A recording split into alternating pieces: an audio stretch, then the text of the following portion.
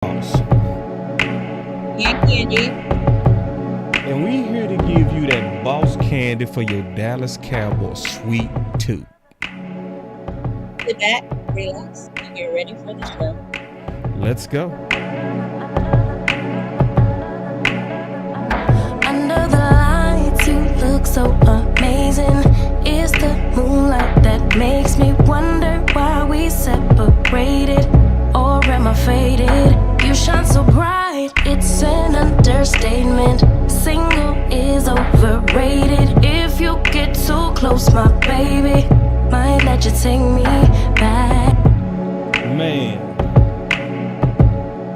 it's a lot to talk about today. We still trying to win this championship. Super Bowl?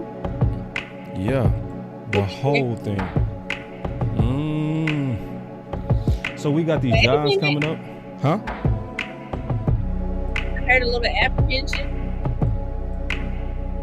A little bit. Okay. We'll talk about it. Yeah, we gonna talk about it. See, because do you want me to lie to you? You want me to tell the truth? Tell the truth, always.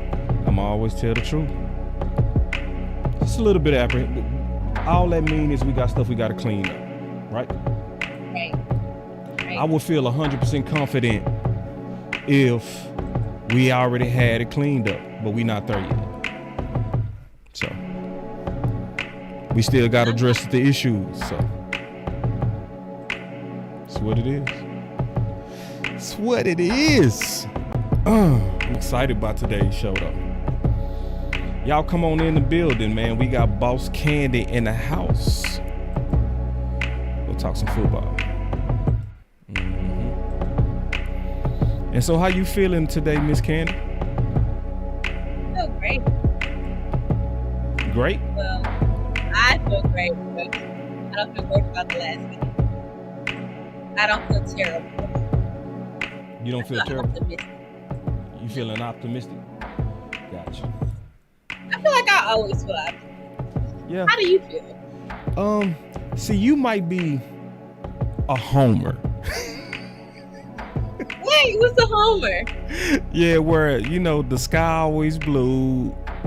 You know, there's nothing wrong. Everything is okay, boss. No. The sky's not always blue. All right. It has hints of purple. I see y'all coming in the building. All right, so we got Candy in the building, man. And what's up, everybody? I see y'all in here. Say what's up to a few people. My boy Big Dow said Cursing Lewis need less reps. Well, he came in hot. Ready. Yeah, I love it. Boys is trying to win. I love it. That's the energy I'm talking about. John said, what's up?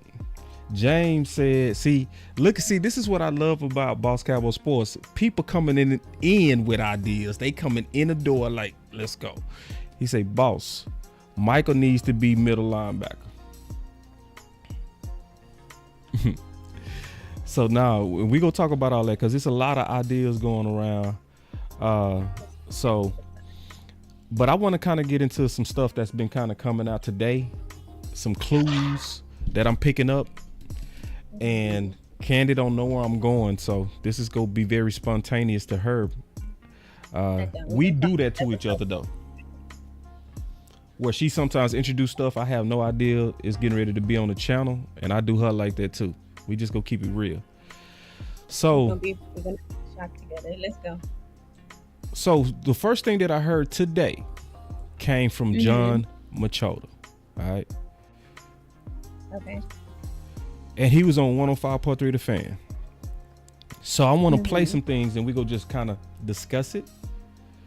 Because like we say, we in trying to win mode. So, but I heard some good news.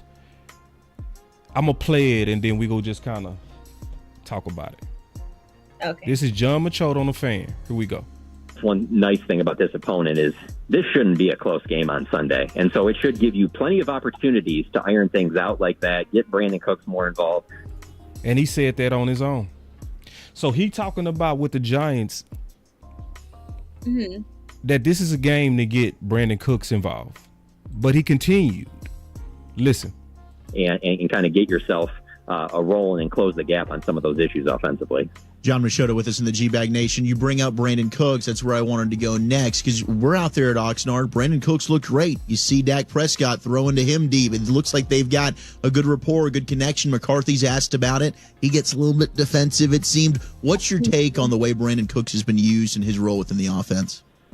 Well, since you bring up training camp, I'll just say this.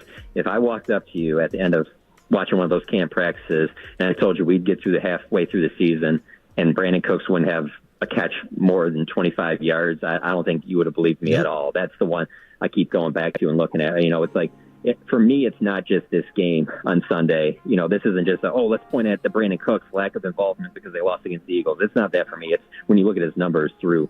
He missed the one game because of the knees, but he still played in 7 games, and you just look at where his numbers are at, and I don't see a guy that I'm like, he's just at the end of his career. He has nothing left to offer. He is still a good wide receiver. Something has to get figured out there. And I will say too, though, this is not just a Cowboys issue. I was watching, that Steelers game on Thursday, and George Pickens is needs to get the ball more, and that's an issue out there. And they're asking Mike Tomlin about that constantly, and they're bringing that up because his answers sound very similar to what Mike McCarthy and coaches were saying when CD wasn't happy about not getting the ball against the 49ers. I get it that there's only one ball to go around and all that, but 7 games is a pretty good sample size, and for Brandin Cooks not to be a bigger part of the offense, that just leaves you scratching your head. So I will say, because it has become such a big topic this week, I would not be surprised if they're forcing him the ball. They say they're not going to do. Wait.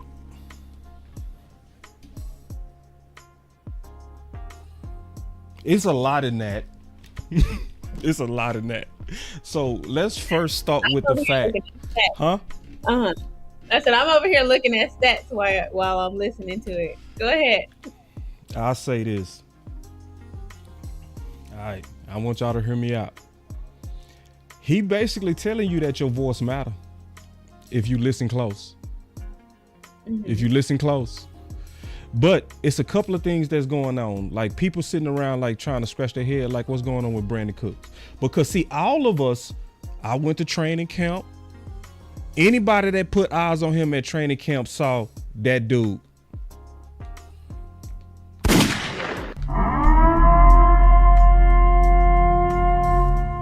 But you're not seeing him. All right. But then he says something that's interesting, and I want to talk about this. I'm going to play it again and see if anybody caught it. I will say, because it has become such a big topic this week, I would not be surprised if they're forcing him the ball. They say they're not going to do that, but I would not be surprised if he gets, 6-7 targets on Sunday. But can I play that again? Go ahead. Size, and for Brandin Cooks not to be a bigger part of the offense, that just leaves you scratching your head. So I will say, because it has become such a big topic this week, I would not be surprised if they're forcing him the ball. They say they're not going to do that, but I would not be surprised if he gets 6-7 targets on Sunday. But that has to get worked out. I don't really. That's clearly saying that, according to him and how he see it, and I see it the same way. Mm-hmm. The Dallas Cowboys are very conscious of public pressure. Yeah. And it already worked for one of our guys, CeeDee Lamb. What's your thoughts? Let me just pause. I've been hogging. What's your thoughts? I agree. I don't know if you're gonna play Mike McCarthy's outburst. Well, I won't call it an outburst. I could. But I got it. You want me to play it? I can pull it up. Where he got snappy. Yes. I'll pull it. Let me go pull it. Go ahead. But what? I'll pull it while you're talking. But basically, I kind of agree with what he's saying. We might see more from Brandin Cooks, but also I think the Dallas Cowboys were playing around with the offense, trying to see what exactly works, what all that he could do. Like, when I was surprised that we had Turpin, playing at running back, all of that apparently was a part of Mike McCarthy's game plan, moving these pieces around on the chessboard to see who fits where and who could play best in what position on the field. So I don't know. I saw a couple of people on Twitter last game complaining about Brandin Cooks, not getting the ball as often, but we'll see. Yeah, I mean, I think it's more nefarious than what you think. Shout out to my boy Landlord. Yeah, I think it's way more nefarious than what you think. I think this is Stephen Jones meddling again. Because it makes no common sense. It's nothing common sense about this. And I'm going to prove it. I'm going to show y'all some stuff. Because he kept talking. And you got to listen when these boys, when they talking. But the key thing he said is the public pressure is likely going to make him get his targets. And he's probably right. Because to me, most of our offense this season hasn't really made sense. That's why I'm like, it's a part of some big grand scheme where they're testing things out. Testing? See, you've been too nice. This is worse than testing. You think this is test? I don't think it's testing. I think this is stubbornness. I think this is front office stubbornness. You think so? Yeah. Because we haven't had a straight game plan with our running back, straight game plan with our wide receivers. To me, our offense has kind of been all over the board except for these last two games. And the most consistency we've seen has been, in my opinion, the last two games between Dak and CD. Other than that, we don't know what's coming from our offense. And see, I'll say this. What happened about 4 weeks ago? Who was complaining? And what started happening when he was complaining? All of us were sitting here like, bro, what are y'all doing? Not target. And then remember Jerry Jones came on and it was like, I don't really want us to over target CeeDee Lamb. Right? But then all of a sudden they targeting the hell out of CeeDee Lamb. He had 16 targets this previous game. I thought you wanted the ball to get spread around though, Jerry. So the public pressure, in my opinion, is why we seeing more of CeeDee Lamb. And I really do wholeheartedly believe that our front office is too manipulative. I think we trying to have it all too much. What do you mean by that? So we want to win a Super Bowl, but we want to win a Super Bowl while trying to get all these players to take friendly deals, right? So sometimes I think we get manipulative to where we start trying to influence the outcome, similar to what happened with Amari Cooper. We wanted CeeDee Lamb to be the new 88, so we influenced the outcome. We started targeting CeeDee Lamb and under-targeting Amari. Right. It's where we want it all. We want to win it with our draft guys. We don't want to win it with our free agents. It's not just about winning it. It's about winning it the way that they want to win it. That's what I mean by they trying to have it all. Okay. Yeah. And I wholeheartedly believe that. But then I'm going to give y'all a clue from John Machota. And I see your super chat. Hold on, let me go and take this super chat now. I usually save these. I'm going to take it now. Because we take super chats in the segment. He said, yo, fam, come on. This is a contractual by player versus salary. The naked eye can see this whole situation. They know who can play better than others. And thank you, Chop. Chop, we not crazy. Good point, Chop. You know what I'm saying? Yeah, but then it's like, he just ain't getting the ball. Nah, I ain't buying it. It. I mean, Mike McCarthy kind of said it. Like, everything is a part of our gameplay. If you think Dak is just out there scrambling around, that was a big conversation. Oh, Dak's just running around. And Mike McCarthy came out and said that's a part of our gameplay. Like, nothing is just sporadic. It's playing. Man, we gonna get into that too. And I'm glad you raised that. I got a very good boy. I could go right to that right now, but I'm gonna pause. You sure? I want to. You want to wait? No, let me. You know what? I'm gonna do it right now. Damn it! Let's go ahead and get to that right now, and then we go get just to your point, because I'm gonna show y'all something. If you go, hold on. Let me go pull it up first. All right, hold on. I see the excitement in the eyes. Nah, cause I like facts. I don't like woo. I like to prove it. I don't like, to give opinions. I want to show you. Give me 1 second to pull it up. So I'm gonna show y'all something real quick that's interesting. All right, it's very interesting to me. So I wasn't planning to do this exactly right now, so I'm gonna go a little bit off script. And I see y'all super chats. I'm putting them to the side because we go take them. We go take them in as they come, right? But I want to show y'all something real quick. All right. Thank y'all for being patient as I set this up. So, if you go to 105.3 The Fan, right? Mm-hmm. In 1 second. Let me show y'all something.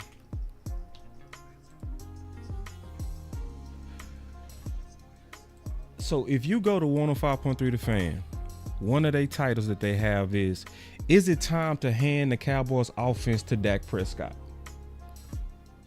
Right? Mm-hmm. So I'm going to play some of that and we going to go through it and talk about it. My big question for the day is about the Cowboys' identity. Normally, coaches are terrified. Jason Garrett never really wanted to. Coaches don't like to name their identity a lot of times, at least Cowboy coaches. But Mike McCarthy, from day one, after showing Kellen Moore the door, had no hesitation in saying, our identity is defense first, run game, protect the football. Defense is the strength of this team.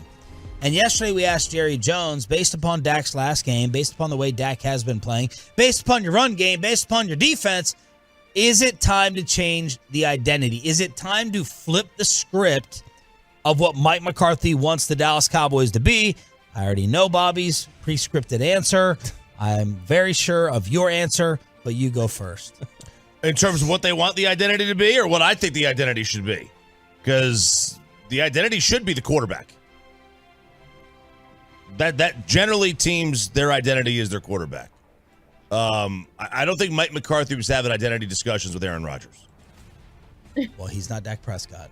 Well, I know that's there again. Therein lies the issue. Like if Mike doesn't trust him, that's a problem.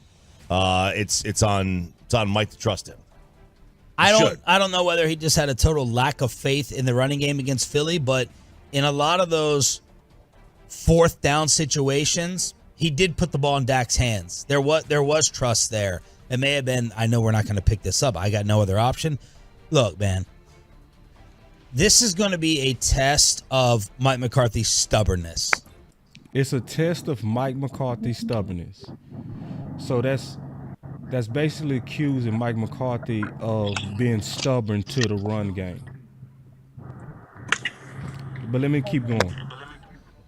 Bill Belichick changes and adapts as the season goes along, right? We've heard this over and over and over and over, how Bill uses the first 4 weeks as a feeling out. Yeah. Then he changes, then he tries to perfect. Yep, that's fine. In the second half.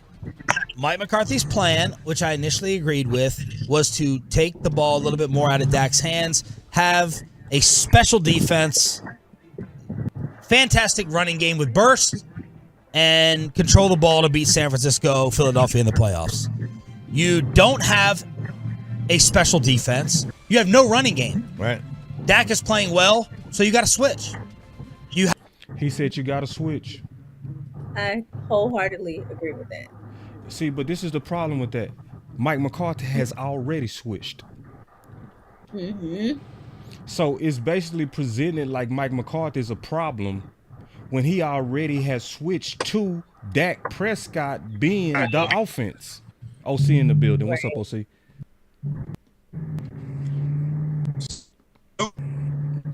All right, so let me get back to it real quick because I'm gonna show y'all something that's very important and why you got to have an independent mind, and you got to understand that you got to cross-reference everybody. Have to adapt. You have to swallow your pride. So he got to swallow his pride, even though he's obviously already swallowed his pride because he has not been leaning on the run game for the last 3 weeks. Right. Versus Philly, Dak threw the ball 45 times. And say, okay, I'm going to live and die with the quarterback because the other factors of my team are not what I thought that they were going to be. That's my opinion. Let's see if Mike McCarthy does it. I mean, part of it is McCarthy. Honestly, Yeah, let me be clear so I don't give Bobby full satisfaction. let me be clear. Because I never want to give Bobby full satisfaction, only half. It's still gonna fail. They're not gonna. They're not going to get past San Francisco or Philadelphia. Well, you might get past Philadelphia. This isn't gonna go to a. So Bobby Bill said that Mike McCarthy is not gonna get past San Fran. He clearly just said right there, it ain't gonna happen. Super Bowl with Dak being the guy, but it's not going to work the other way.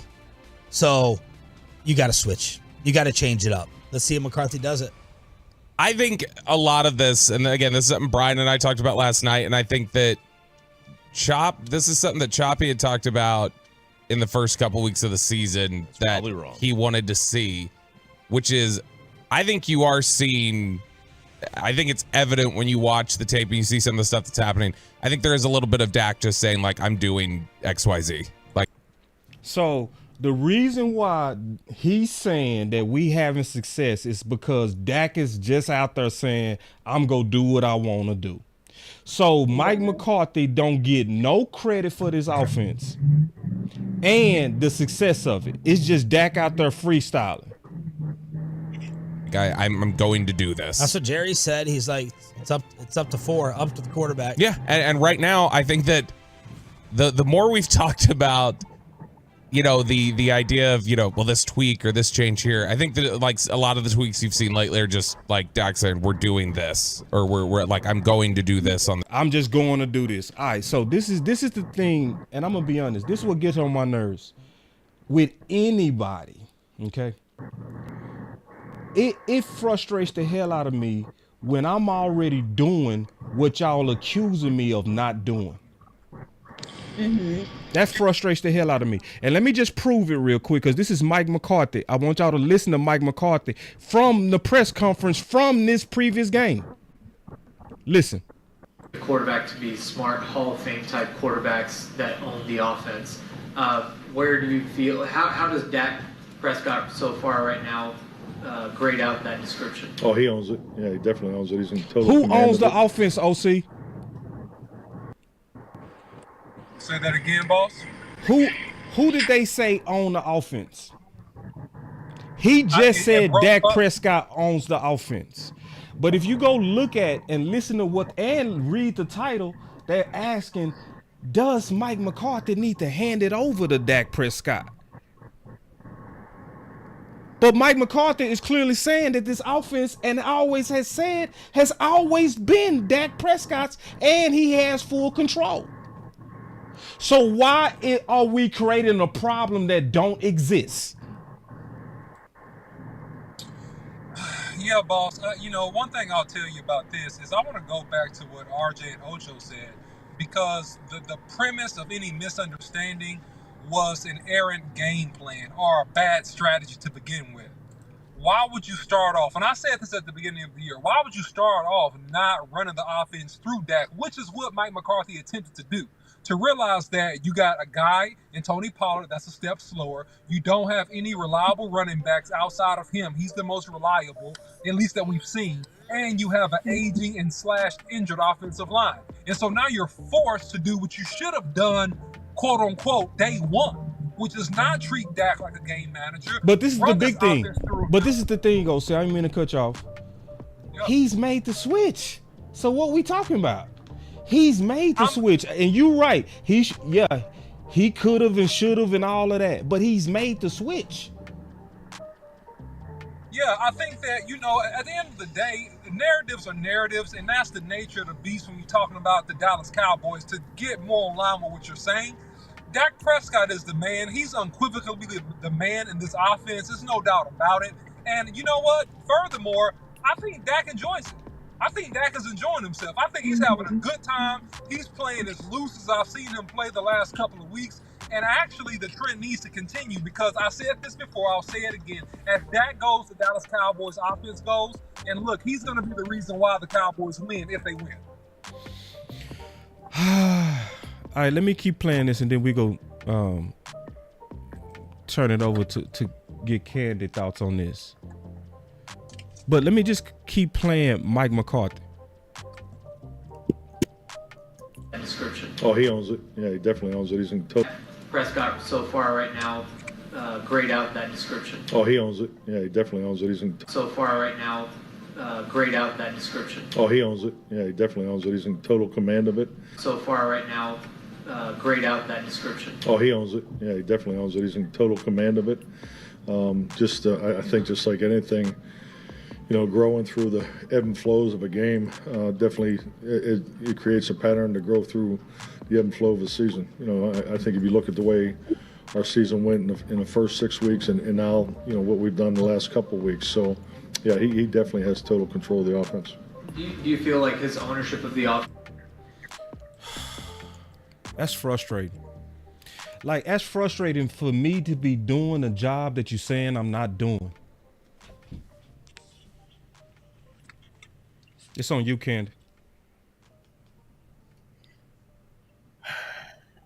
I hear where you're coming from, and I agree. I think that that's just the media running wild with things, but I do think that this all was a part of the plan. Like a couple of press conferences ago, Mike McCarthy, was asked, "Oh, is Dak just basically running around free? Is that just him on his own?" And McCarthy said, "No, they learned this in quarterback school. Dak's doing, what we planned out." And then the press conference before this last one, Dak himself said that he was in a rhythm.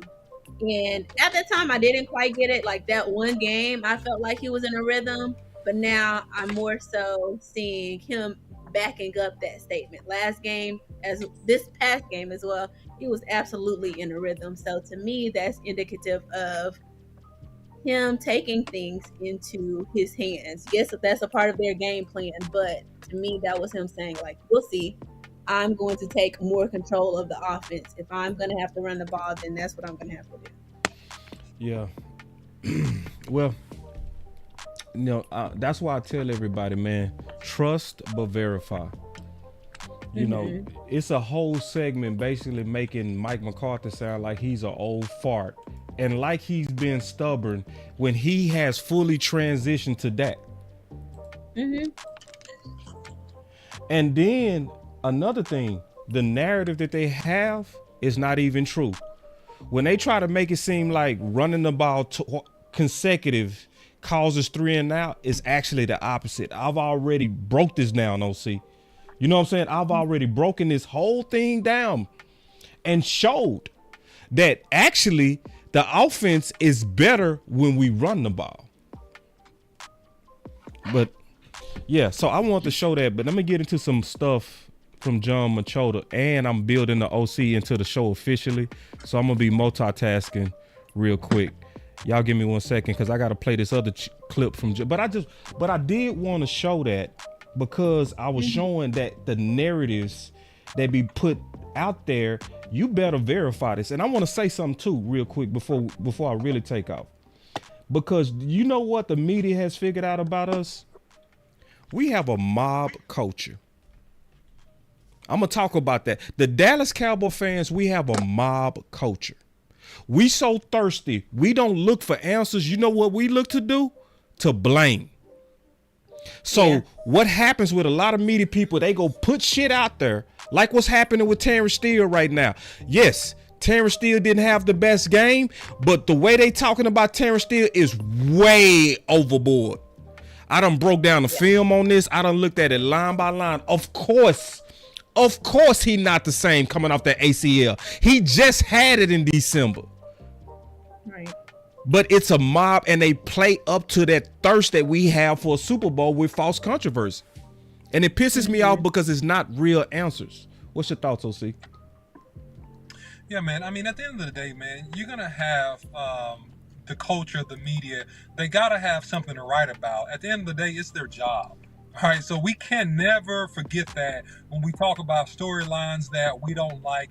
If it's anything to grasp at, you're going to have some writer, some blogger, or even some content creator grab at it.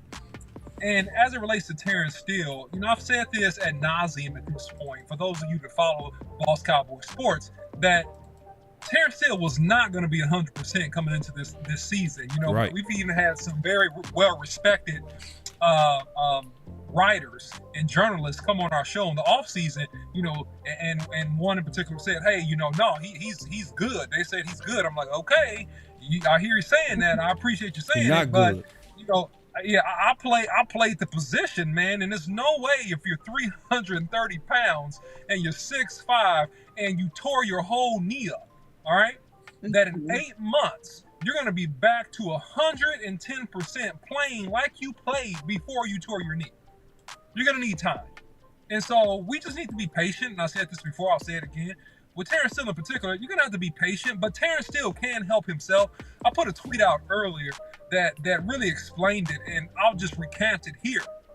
If Terrence Steele is just fundamentally sound and he doesn't take unnecessary risk when he's pass setting someone, he can pretty much hold up. But at times he may need a chip, a little bit of help here or there, because you're not going to see the real Terrence Steele until next season. And so that's my thought about that. Yeah, it's a mob culture. It's a mob culture. And I'm gonna do a whole show on the mob culture because I'm disappointed in the Dallas Cowboy fans. I'm disappointed in us because whenever a player is playing through an injury, we turn on them. Mm-hmm. We turn all the way on them. We turned on Zeke for playing through an injury. We turned on Dez when he played through his injury in 2017. We turned all the way on him. Mm-hmm. That's what we do. Terrence, listen, it pissed me off because I kept hearing, man, he playing like trash. So Coach Marv called me and he was like, boss, he was like, man, I looked at the film. It's not like what people saying.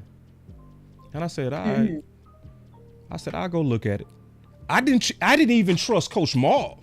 I was like, I'll go take a look. And if it's bad, I'm going to say it. If it's good, I'm going to say it. If it's average, I went and looked at it. I was like, if y'all don't if you don't go sit down, of course he's not the same. But the way they trying to act like the sky's falling, I was like, hell no. OC, you know what we need to do, bro? And I mean this. All of us need to do this. We need to go line by line on them pass pros, bro. We need to go line by line. What'd you say, bro? And one thing I'll say real quick, too, is that this is something that people that bash Terrence Steele for his performance is not saying. Who did he play against? Right. Let's talk about that. Man. Who was he playing against? Bro. Was he playing against a backup? Who was he playing against? Right. He was playing against Reddick, which is really, I mean, if you talk about Bosa, if you talk about Watt, if you talk about Micah Parsons, if you talk about my guy that plays for the Cleveland Browns, I forget his name now, defensive end. But Garrett. Who's that? Myles Garrett. Garrett. Yeah, Myles Garrett. Yeah, thank you. So if you talk about those guys, okay, that's considered, right, probably the top rung of defensive rush linebackers / defensive ends in the NFL, right? Most people would agree with that. But right there close to them, or maybe a quarter of a step beneath, will be a guy like Reddick, a guy that had like 17 or 18 sacks last year or the year before, something like that. This guy is a Pro Bowl, very, very high-level effective pass rusher. So, listen, I know you don't like to see your tackle get beat like that. All right, it's just the reality of it. But here's the deal. Reddick has had good games versus other tackles, right and left tackles. He's had great games. So, this was one of those days for Terrence Steele. And it's the NFL, man. It happens. Yeah. So I want to play. Hey, listen, y'all see how quick I built the OC in here, man? Y'all better clap it up for me. Good job, boss. Way to go. But I swear, man, I'm still not building. I got to build OC his own screen. Y'all clap it up for me. I'm cold like that.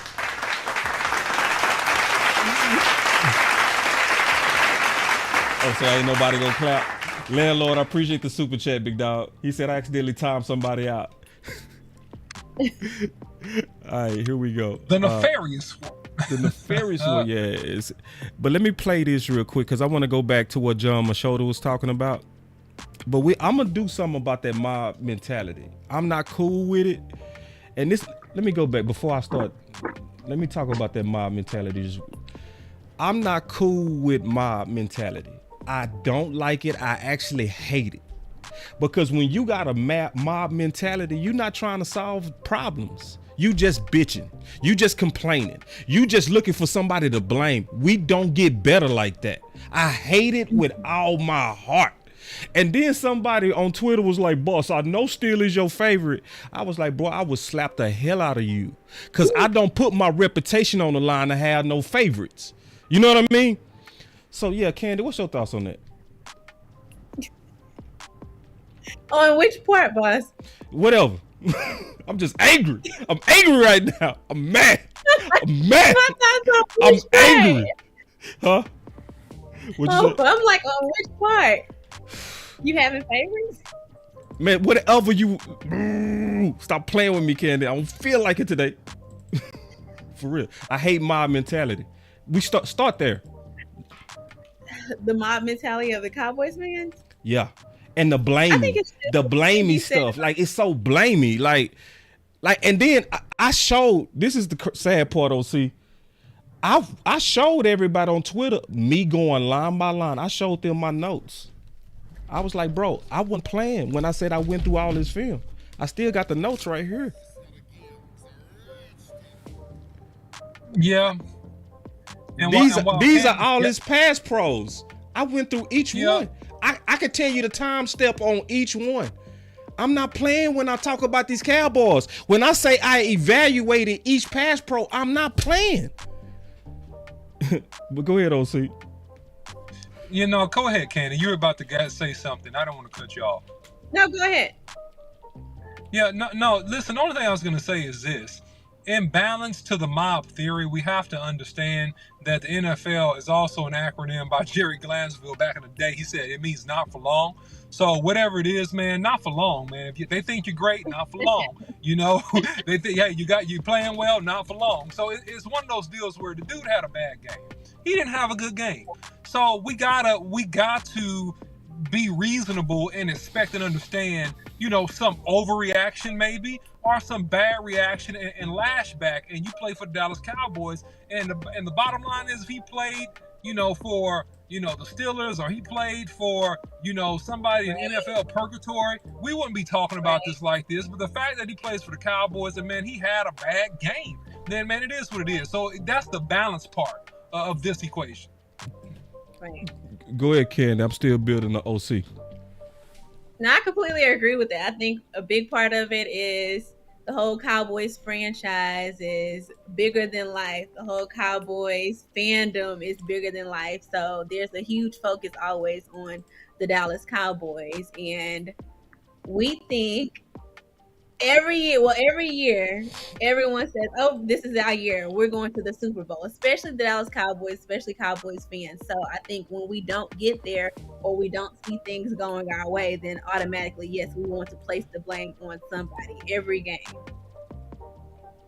Yeah, I think that's just natural. It's natural, but it's lazy. See, because this is the thing.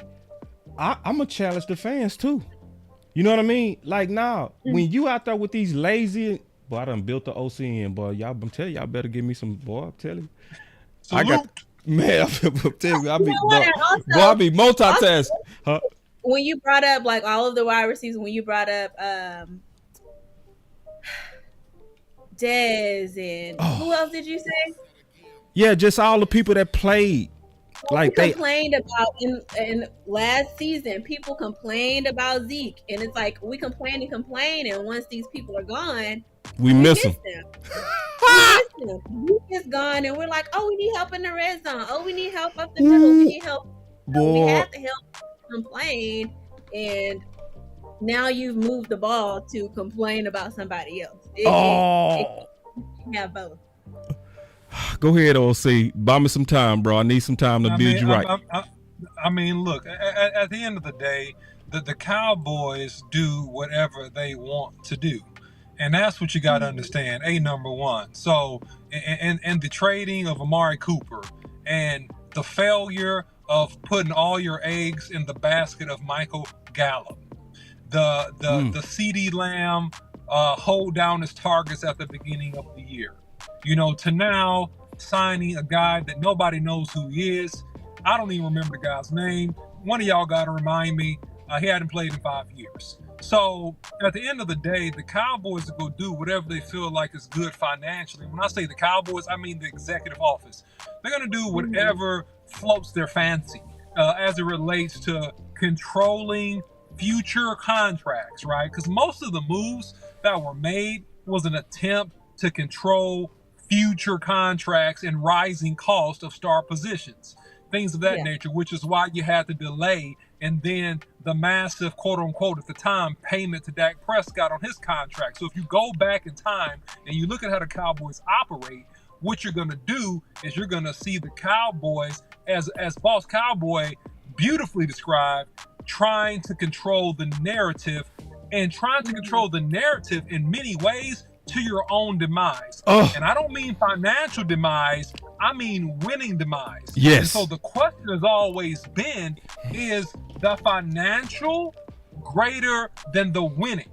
And so what has happened as you evaluate this thing, it seems that the business decisions and the pressure, and all of a sudden we get CD targeted the way he should have been targeted since the beginning of the year. And then now we're going to get, my other man in here, Cooks, we're going to get him some touches this game and all that kind of stuff. Finally. Right? Finally. It's always been a narrative and a focus on the public opinion. You know what should build into this, Boss Cowboy? We need to get this off of Gladiator, where he says, "Are you not entertained?"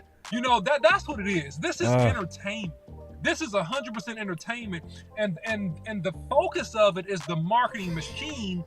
Still a little bit heavy, too much than, hey, let's sell out and let's win. And I think that the hungry fans and a person like me, I want to see you sell out to win.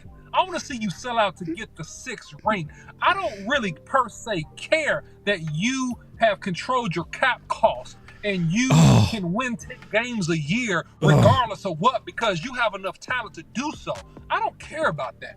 I care that you gave everything in your possible power and ability to help us win that Super Bowl. And I think that's the rub with Cowboys fans versus what we see at times. That's my opinion. And I know I said a lot. Candy, go ahead. Truth, hold on real quick. Truth said, yeah, we got to coach the team from YouTube. Oh, dirty, but true. It's sad. Let me go back to this because it's going to get worse. It's going to get worse. Listen, it's a silver lining in here somewhere. But listen. Now it's going to get more interesting because I'm going to prove my case. Here we go.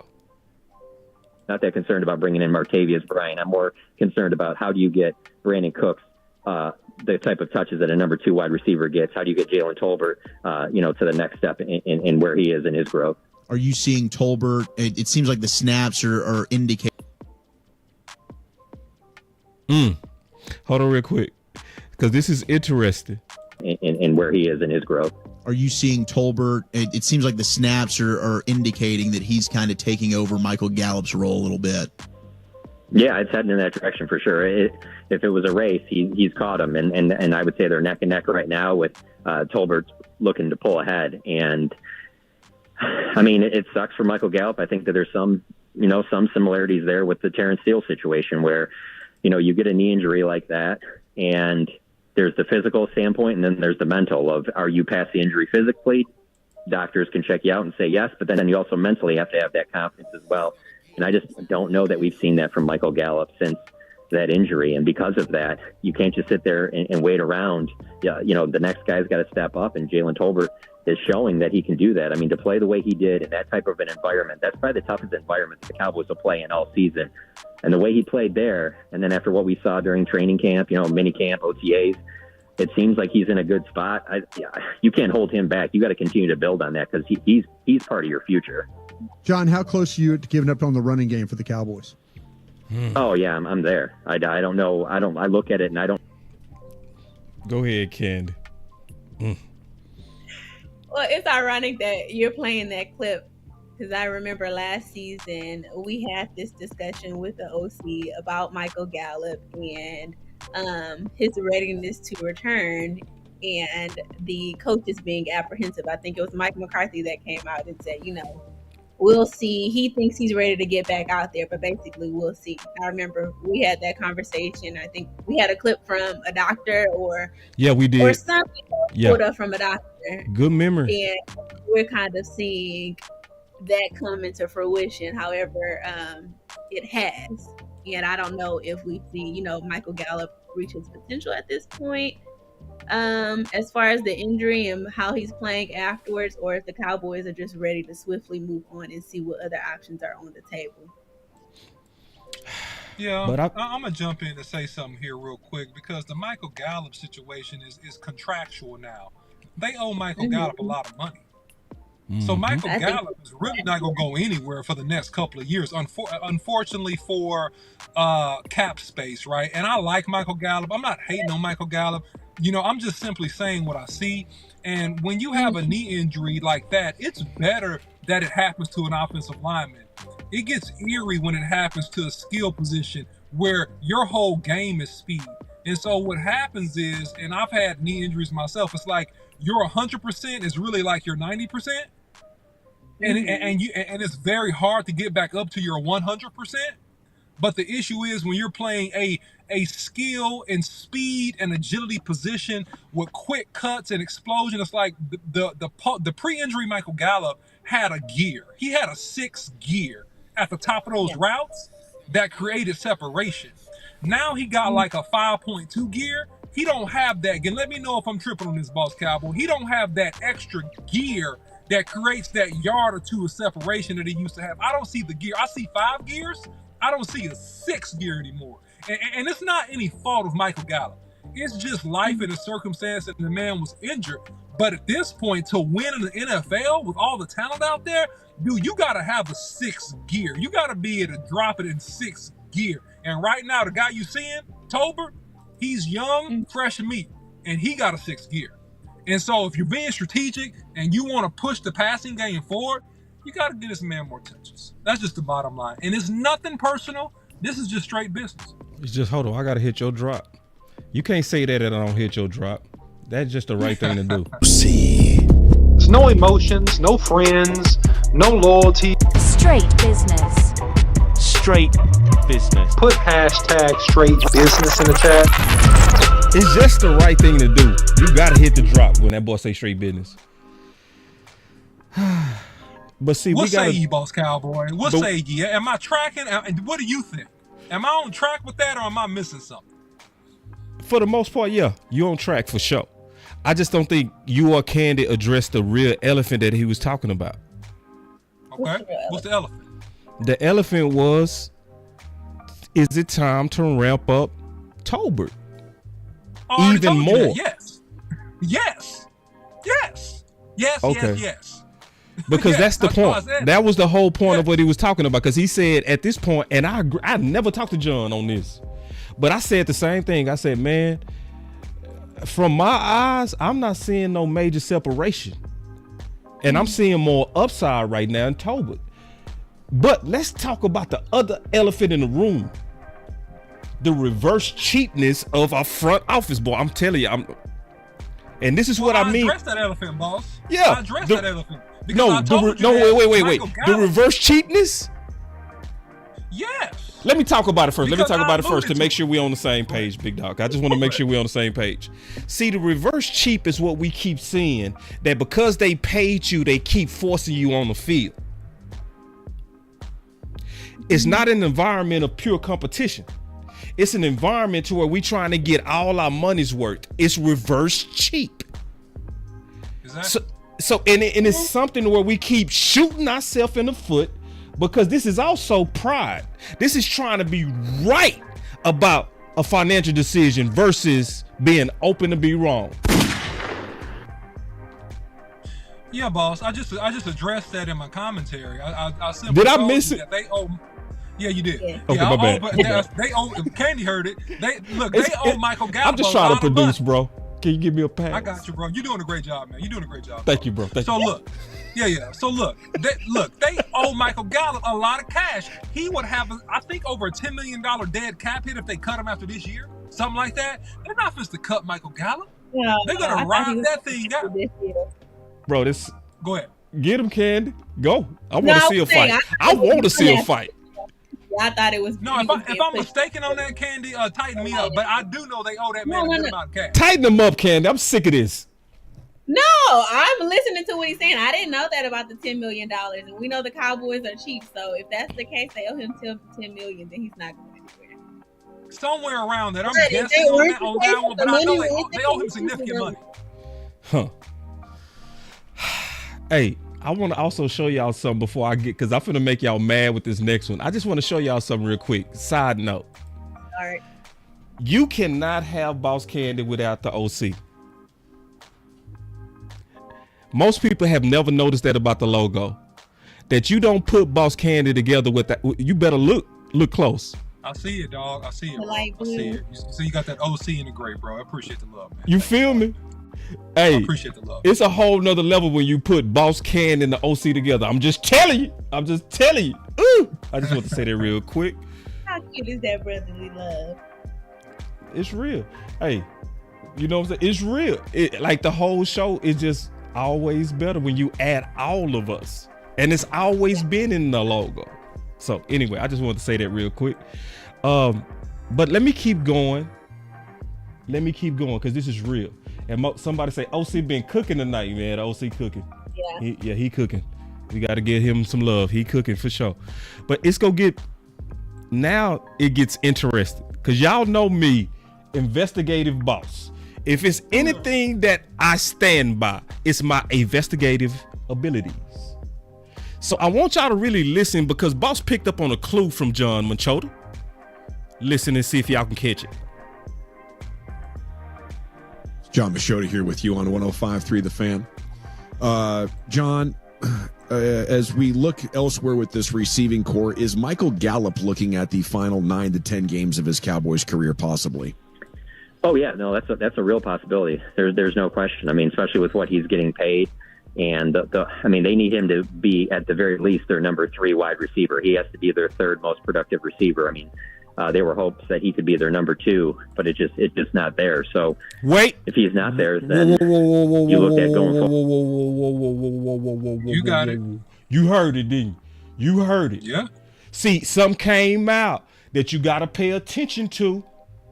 Listen to it one more time. There were hopes that he could be their number 2. I mean, they need him to be at the very least their number 3 wide receiver. He has to be their 3rd most productive receiver. I mean, there were hopes that he could be their number 2. Okay, so now we should have a clue of what's been going on with Cooks. Because who in their right mind ever thought that it was hopes that Michael Gallup could unseat Cooks as the number 2? Come on, man. Come on. See, that's the first time I've ever heard that. Candy, when we got Cooks, who ever thought that, oh no, Michael Gallup is going to take him out?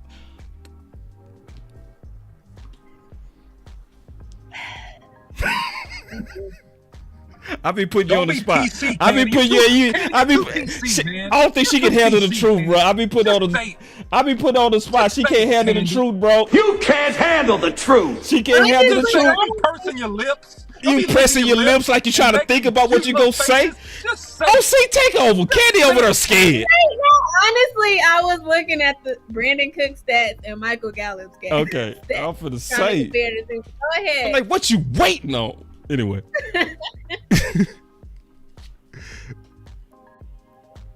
Is it back on me? Yeah, it's back on you because I want to get your thoughts on this. No, I'm gonna let OC have this first. I knew you was. Go ahead, OC. I'm kicking it right back to you. No, punt. Joe. Down. No.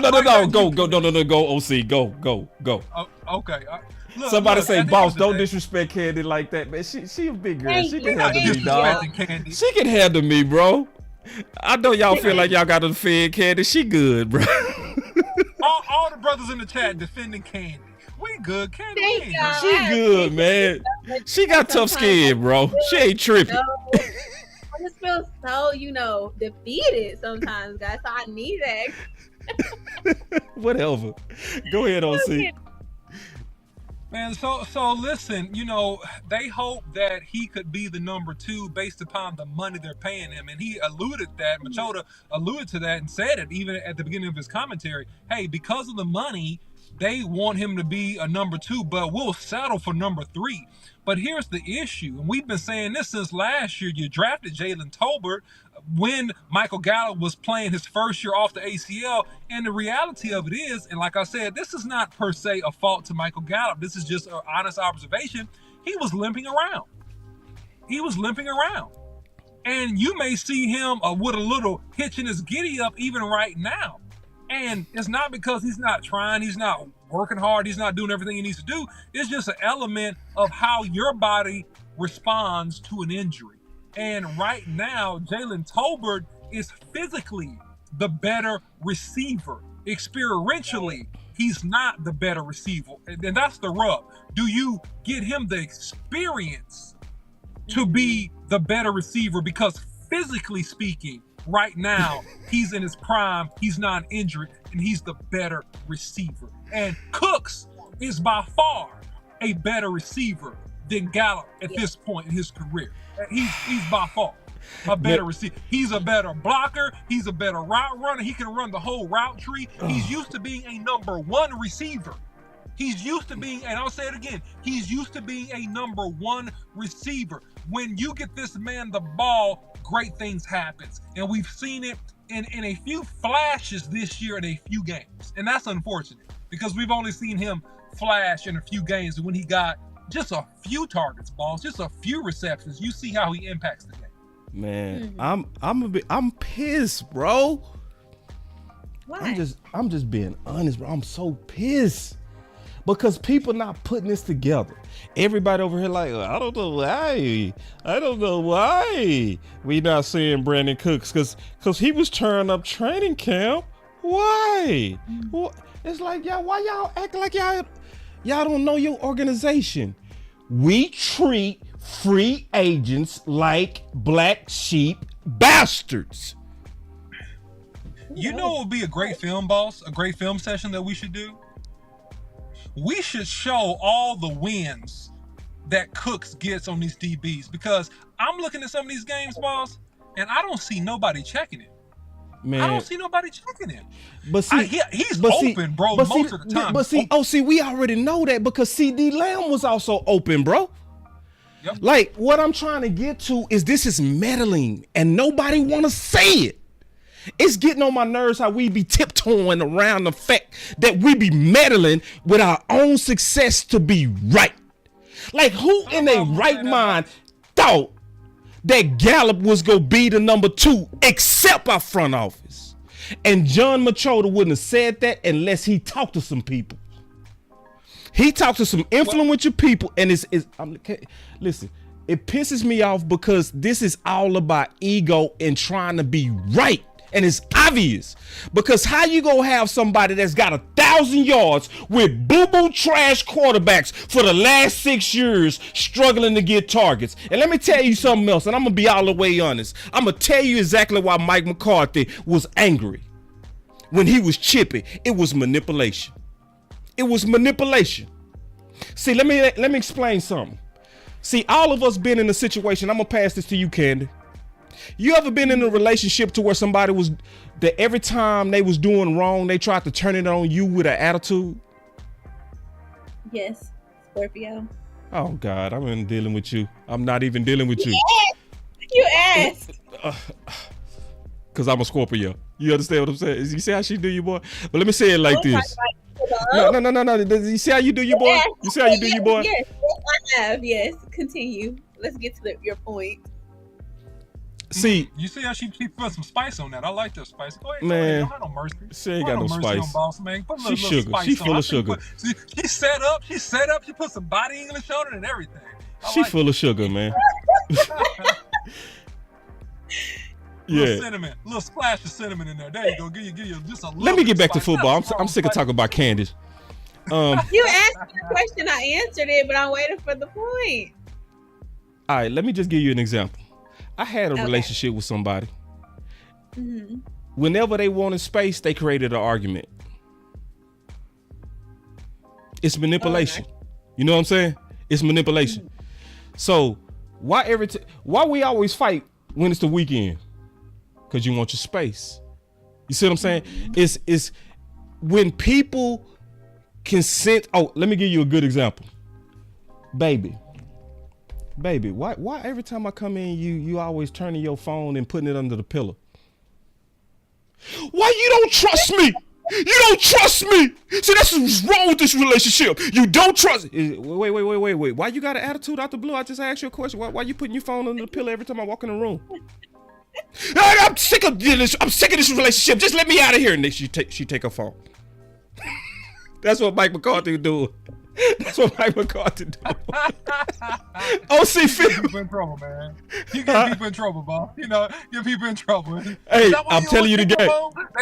They sitting there talking to each other. You get them in trouble, man. Hey, man, you know I'm telling the truth, though, OC. OC, am I lying? Am I lying? No, you ain't lying. Yeah. I just asked you about your phone. Why you keep putting your phone on the pillow when I come in the room? Oh, you don't trust me? I'm so sick of this. I'm so sick. They pretend to be mad because they manipulating. See, Mike Machota, he was pretending to be mad because he know the truth of why Brandin Cooks is not getting his reps. So he gonna get mad at the reporters. He mad. This is not fantasy football. This is not fantasy football. Okay.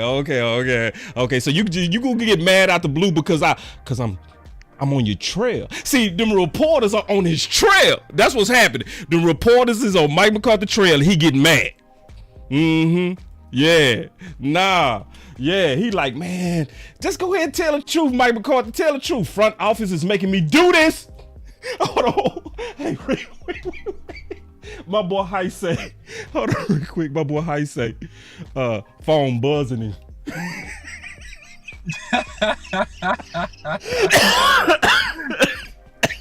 Her phone buzzing. Candy, you play them type games when you know somebody on your trail and you being a player. You get and you start making up stuff when you want your freedom. Do you do that? OC, have you done that back in the day? No, I ain't never done that, bro. I ain't never done that. You know, because when I wasn't married, man, I would tell a woman that I was dating other people, you know, so then we had understanding. This is if I was. All right, time to move this conversation along. No, we ain't moving nothing, Candy. You sit right here and you take this conversation. You take this.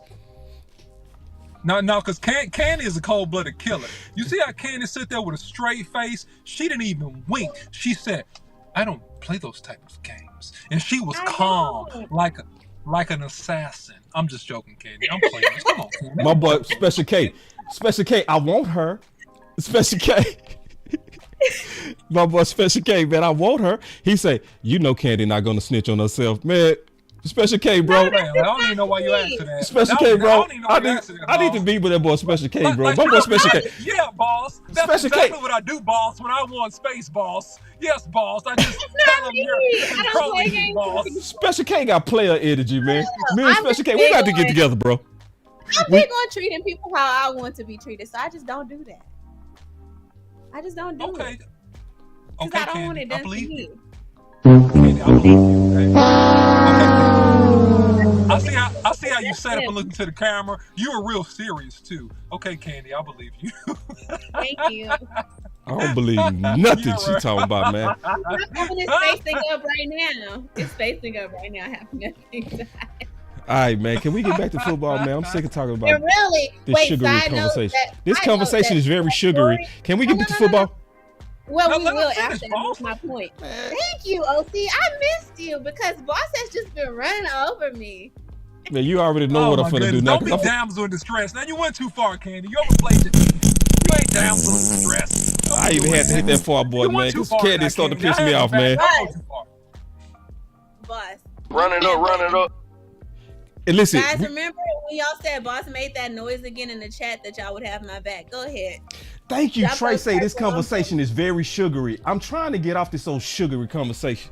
Let's go. We started it, but side note, I wanted y'all to know that the whole story that Boss said about the phone and it was a female, that was probably actually Boss, and he just flipped the script. But go ahead. Yeah, I'm done with the sugar. All right, back to the football. Here we go. Going back to John Machota. Cause see, I want to show y'all that it was something to my boy landlord talk about nefarious. See, that's the first time I've ever heard that it was plans to make Michael Gallup the number 2. I'm like, what? But then you look, now it makes sense when you see why are they playing games?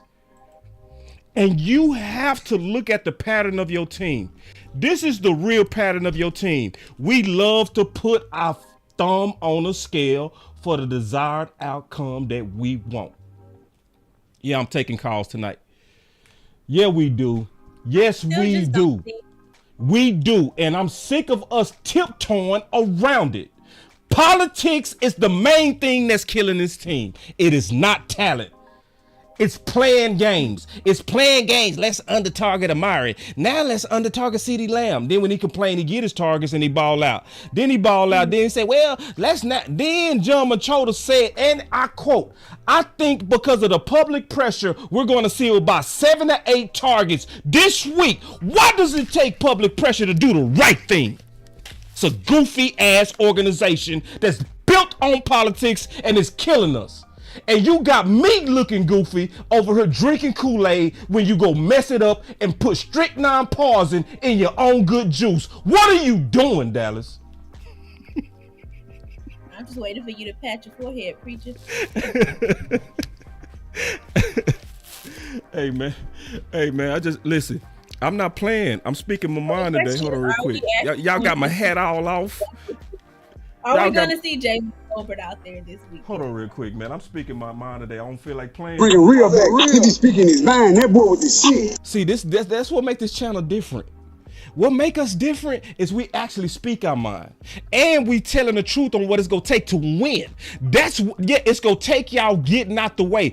Man, you literally thought... So when you think about it from a common sense standpoint, you thought Michael Gallup coming off the ACL was gonna beat out Brandin Cooks, and you thought that after training camp itself showed you it wasn't the case, but you still tried it anyway.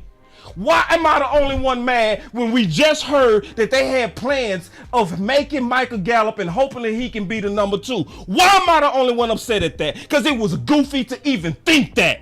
Goofy.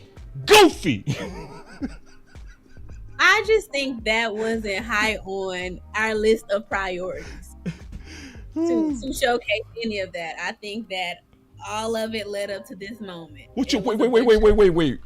Say that again. I think it was the whole offensive schemes. It was like a whole bunch of we'll see. They played with the running backs. We were excited like, oh, Zeke is gone. You know, we have Dowdle. We have Deuce Vaughn. Let's see what our running back, our run game is going to look like. So we played with that for a couple of weeks. Then we played, around with wide receivers and running backs. And now we're here trying to see. Get her, OC. I can't do it. Get her. Candy. I respect your commentary, and I respect your viewpoint. Go ahead. Get her. No, it's no buts. It's just that the Cowboys are too smart for that. And Mike McCarthy is a very experienced coach. He's been doing this thing for more than a quarter of a century. Mm-hmm. So your personnel and their potential and capabilities coming out of camp. Right. You know that. Right. And the reason why you brought in Cooks, the reason why you brought in Cooks is because of what you saw from Michael Gallup coming off of the ACL and the uncertainty that he would ever return back to. Go ahead. I'm not disputing that. I'm just saying we haven't seen any of that showcase. I feel like our offense has just been a great big test this season. We haven't just seen one consistent game plan, or we couldn't just say, we're going to keep seeing them throw the ball to CeeDee Lamb, for example. I feel like they have been testing out different offensive schemes every game. It just hasn't been something consistent when we know, yes, they could have brought in Brandin Cooks and thrown him the ball more, or they could have just been going to CeeDee Lamb like they did the last 2 games. But I feel like the whole season has just been a test of we'll see what we're going to really go with in the long haul with our offensive game. Yeah, and I'm with you in part on that, Candy, because you can see that they were trying to find their way, and Mike McCarthy's trying to get his rhythm. So on that side, okay, I got you. I got you. That's what you're saying. I got you. They're trying to find their way. Yeah, I can see where he's trying to find if y'all don't stop this, all this trying to find your way, man, y'all killing me. I'm not giving them a excuse. That's just what it looks like. No, it don't. I do think. No, hold on, boss. I do think there's an element of Mike McCarthy trying to find his way, because at the beginning of the season, he really, and me and you argued about this. He was making Dak Prescott a game manager, and I was very in favor of it. And he's running the ball and not being creative in the red zone, which is still like a thing, by the way. I think it's better, but it's still a thing, right? So I think that him trying to find his way, and I think that maybe at the beginning of the year, this is my gut, boss, is that it was more influences with Ryan Schottenheimer with the overload fronts, because you hadn't seen as many overload fronts the past couple of weeks, and trying to power run the football versus what you saw when you with Dak Prescott in San Diego, and then in this game. I think it's more, hey, we're going to rock with Dak Prescott. We got to throw this football around. This being too conservative and trying to control the clock at every turn is not effective. Let's go with our best, and let's throw this ball to CeeDee Lamb. In part, boss, you're correct, because of public pressure, but I think it's an element of him trying to find his way. So if that's what you're saying, Candy, I'm okay with that. But at the same time, they know their best players, and some of this was just a bunch of malarkey. Some of this was a bunch of malarkey. The last part is why y'all was pissing me off, because it's really that simple. What? OC, you was at training camp. Who was better between Cooks and Michael Gallup? Cooks all day. Who was more explosive? Cooks all day. So what's to figure out? It's nothing to figure out. Just throw him the ball. That's my point. That's my point. There's nothing to figure out. Throw him the ball. It ain't nothing to figure out. I'm just saying that is what it looks like. It don't even look like it. It looks like politics. That's what it looked like. It looked like sons versus bastards again. And we keep seeing it. We see it like we seeing it right now with Noah. We acquired Noah, right? A former first rounder. Who they keep putting out there? Jordan Lewis? You acquired a guy that was a former starter and a former first rounder. Okay, same thing happened with Fowler. Fowler last year had the best pressure to snap ratio, sack to snap ratio. All the ratios said give Fowler more reps. Who did they give those reps to? Drafted guy Armstrong. I'm not going to play this game with the Dallas Cowboys and pretend like, well, you know, they trying to figure it out. No, they not. They know what they doing. And they keep doing it. And if we don't call it out. I'm not giving them an excuse. I'm saying what you're saying, basically. But I still in a nicer way. That's how they're presenting it. Like, that's my point. They presenting wee woo. They don't know who the best players are, that they should have been throwing it to CeeDee Lamb. I'm not saying that. I think that they know that, but the way that they have been playing, it presents as if they're testing things. And I do get that. It does. It can look to the natural eye that, okay, man, you trying to figure stuff out. I get what you coming from on that, Candy. That's honest. Yeah, that you just trying to figure stuff out. But you're saying make it simple. And this is the OC's contention. This has been for the last 4 weeks. Hey, man, just get a ball to your best players. Man, it's always been that simple. Like, don't make it complex. Get a ball to your best player. But we were trying to, hold on, boss, and this is me and you too. We were trying to collectively give Mike a little bit of time to, okay, this dude is rusty on his play calling. This dude got to kind of get in a rhythm. This dude got to kind of get it together. The first couple of weeks, it was that conversation. So on that point, right, it was some of that. But when you get to a certain point, okay, man, look, man, it's been X amount of weeks. Give your best players the ball. And let's call it a day. And when you do that, great things happen. I'm going to say it like this, and then we're going to move to the next point because we got some more stuff to talk about.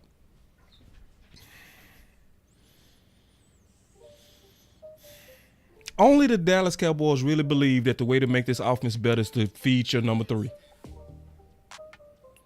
It's been an experiment. They don't believe that, boss. I'm going to correct you. They don't believe that. That's what they're doing. They don't believe it. This is what they want to do. They want to try to make that work. We saying the same thing. They want to try we to saying make, the same thing. To your point. I'm being facetious, obviously. Yeah. You know what I mean? It's a very hyperbole. Very. You know what I'm saying? Yep. It's goofy and they know better. It's a scheme. It's a scheme. It's a scheme they've been trying to run since T.O. That's the sad thing. It's a scheme they've been running literally since T.O. where they wanted to Patrick Creighton to be that guy. They always want the number 2 and the number 3 to keep the number 1 from getting his money. It's the same thing every time.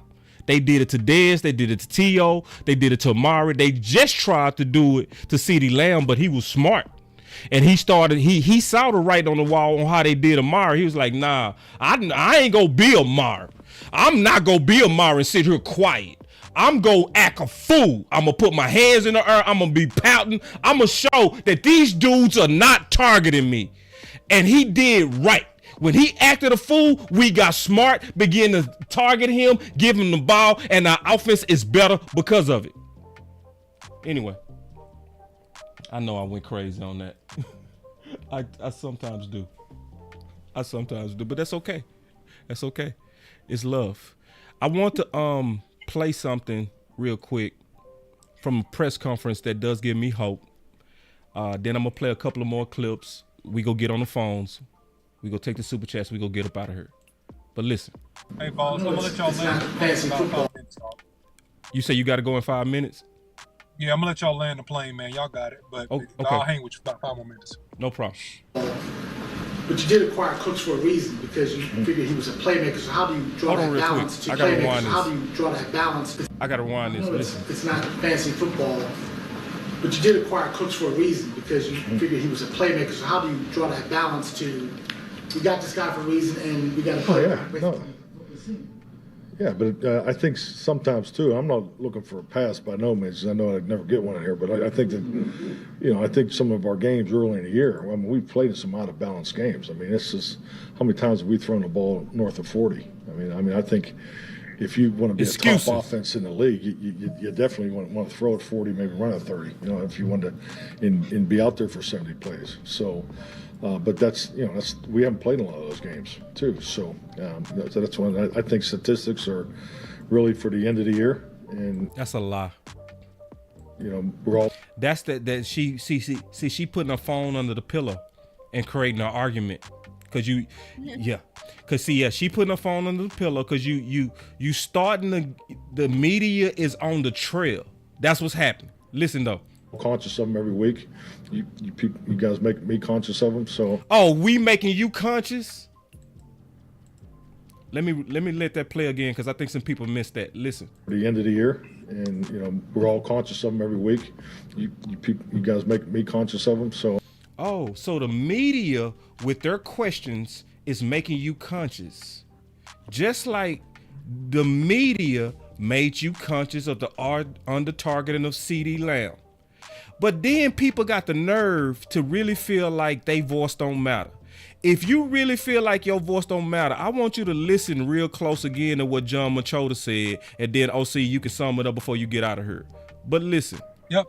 Because it has become such a big topic this week, I would not be surprised if they're forcing him the ball. They size, and for Brandin Cooks not to be a bigger part of the offense, that just leaves you scratching your head. So I will say, because it has become such a big topic this week, I would not be surprised if they're forcing him the ball. They say they're not going to do that, but I would not be surprised if he gets, 6-7 targets on Sunday. But oh my God.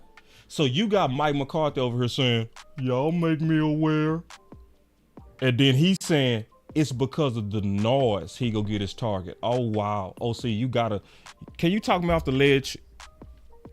No, I really can't talk you off the ledge. It's just like, it's that nervous energy from Mike trying to say that, oh, man, I didn't know that. Well, man, you're the head coach, man. You know all these stats. You look at the stats. You look at the data, so don't lie.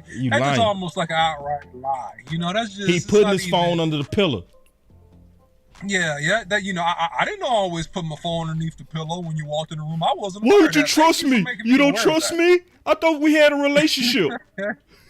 So, hey, it's one of those deals, man, to where, Mike was a little bit nervous. I think he was a little bit embarrassed. And so he's just reaching for different things to try to smooth it over and make the conversation seem coherent. Yep. And the bottom line is this, man. I said this before, I say it again. I said this 2 weeks ago when we started to do it. Thank goodness. Give CeeDee Lamb the ball. Here's the other one. Give your number 2 receiver the ball. Give your number 3 or 4 receiver the ball. So give your number 1 and number 2 receivers the ball. And if you do that, you're going to wake up and be in a much more successful place.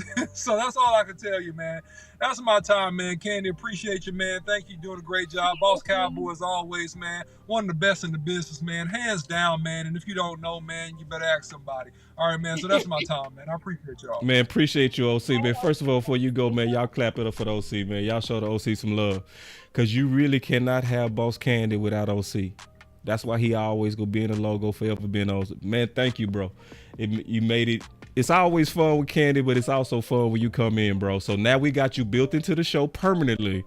I don't have to do that on the fly. And I can't wait till we do this again. This was dope. All right, bro. Appreciate you. All right, so Candy, we back. It's me, it's Boss Candy. Oh, Lord have mercy. No, I'm just kidding. I know I can't stand you either. I don't like you. And yeah, I feel the same way. I don't care. All right, let's go. Back to football. Back to football. Now, like the OC was saying. All right, here we go though, because y'all talking about McCarthy press conference. Yeah, but I want to play one more clip, and I really wish. Uno más? Nah, this is perfect. We got another clip I want to play. It still got a little bit to do with the politics, and then we go take some calls. Here we go. But John Machota, he was cooking today, man.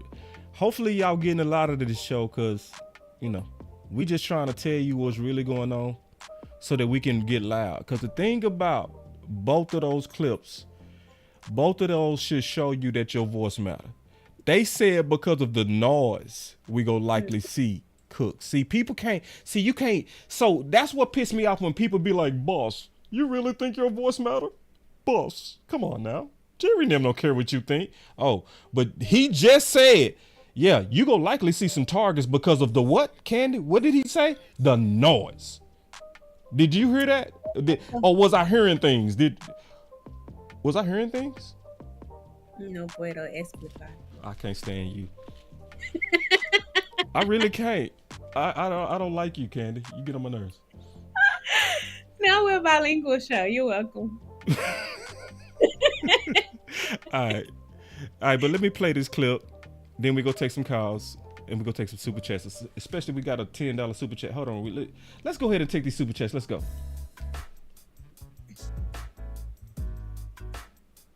Super chat. Sweet discussions. Oh my God! I got some more. All right, let's take these super chats real quick. All right. We appreciate y'all, man. All right. So, Westside said, 2 questions. Does it concern you that our defense has regressed through the season? Number 2, should Dan Quinn leave the booth and coach from the field? Man, that's some good questions. I'm not even sure if our defense regressed.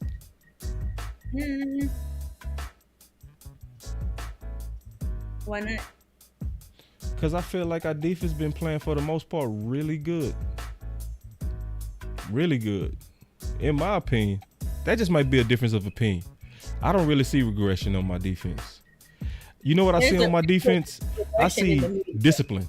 That's what I see on my defense. Mm-hmm. You know what I mean? I see us still having containment issues, offsides, goofy stuff. Yes. Discipline. Yes. But when they in the right place, they make plays. So, yeah. So was they ever disciplined? Because even when they was blowing out teams, me and Candy was talking about how they kept losing containment. Right. We were saying that from the Giants game when we blew them out. Yeah. Candy was the one talking about containment issues, if y'all remember. I'm thinking on it now. Yeah. I would say we still have that same issue, but I think this is one of those media spiraling out of control situations where at first everybody couldn't stop talking about the Cowboys defense and how good we were for the first couple of weeks. And now we're not in the media. The defense isn't in the media as high, isn't in the media as heavy, so there's a concern there. Has our defense regressed? Yeah, that's a hard one. But let me also go back to his other question because he had 2 questions with a $10 super chat. So we will definitely get to him. And then Quinn come down from coming coaching from the field. I think they got enough emotional leaders for him to stay up there. Yeah. That's my personal opinion. I think he sees things from up there.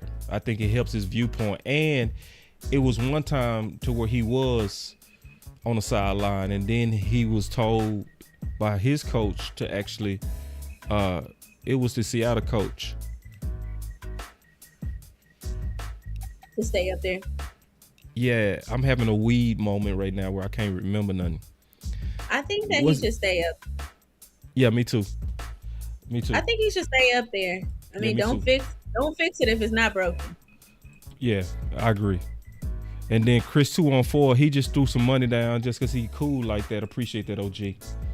And then Pop Peach 187 said his name is James Washington. Shout out to Low Nation. And then my boy Landlord, he said, "What's up, boss? I made a mistake and timed out somebody. I was cleaning off my screen. My bad, man. You know you cool, Landlord." And then my boy Landlord gave $5 for that. See, that boy's an OG. Then we got us another super chat. He said, if they give the ball to Dak, he has no margin for error. If the receivers don't produce, the Cowboys don't go far in the playoffs. Who's to blame? Man, they gonna blame Dak. They gonna blame Dak. But they blame Dak either way it goes. Yeah, it's facts. They tried to blame Dak for the Eagles game, and Dak had a hell of a game. Hell of a game. I think it was. Dak put the team on his back in the Eagles game, and they still tried to find a way to blame Dak. So and I think he knows that comes with the territory. He's okay with that, and he embraces it, and he does what he's doing. And then Pop IP say, who makes more, Cook or MG? Or Michael Gallup make more. All right. That's what we just. All right, so let's take this last topic, then we gonna get on the phones. That's all the super chats, man, and I appreciate y'all. This is the last topic. This is so. Okay. I'm like, what do you have for me? Candy, like, I'm sorry. This better be the last topic. It is. And we have the Giants coming up next. We got that. We still got to talk about the Giants. Yeah. Do we? Are they? We don't. No, we don't. We do. We don't have to talk about the Giants. We can do a quick rundown. We can do a quick rundown. Do you want to go ahead and do that now? You want to knock it out before we get to our last one? Can I use my notes? Can I just give you a rundown? Man, please give me your notes. Go. Okay. All right, we already know, or you should know, Daniel Jones, the Giants quarterback, is out for the year. New quarterback is Tommy DeVito. Tommy DeVito, last game, 200 yards, 1 touchdown, 2 interceptions. That's going to be lunchtime for our secondary. Hopefully. Giants took 8 sacks against the Raiders. Yeah, should be. Giants took 8 sacks against the Raiders, who are ranked lowest in the league at sacks. Cowboys, us, have the highest sack rate in the NFL at 45.4%. And the Giants have the highest pressure rate allowed. This is probably going to be a field day for Michael Parsons, who already he's on a 3-game streak of sacks. So I think he's going to go crazy this game. He did it already, against them, but I think it's going to be an absolute field day for him, Armstrong, Tank Lawrence. I honestly think everybody's going to get a piece of that pie. Giants. That's real, though. That's real. I feel you. I mean, I feel you. Go ahead. Giants' only saving grace could be Saquon Barkley. He ran for 90 yards last game. However, we've held running backs to 3.5 yards per carry, so we'll see who wins that battle. Our defense or their run game. Strongly confident in our defense. What else do I have? Oh, their secondary. In case that was anybody's concern. Their secondary gave up like a 50-yard pass last game. And that was special to me because I love the connection that Lamb and Prescott have been building over these last 2 games. I mean, I know the connection is already there, formulated, but we really saw it coming to fruition this last game. these last 2 games. And if the Giants secondary is struggling, as they have been in the game where coming up where we played them, then that could be also, open field for Dak and Lamb connection. And I appreciate your John's rundown. And the best thing is she did it quick. I'm trying to get y'all in y'all beds next to whoever may or may not be turning the phone over. Yeah, man. And let's be honest, y'all. Did we? Man, I ain't gonna say it, but I'm gonna say it. The Giants is a hard team to break down. It's boring to break them down. Just keeping it real.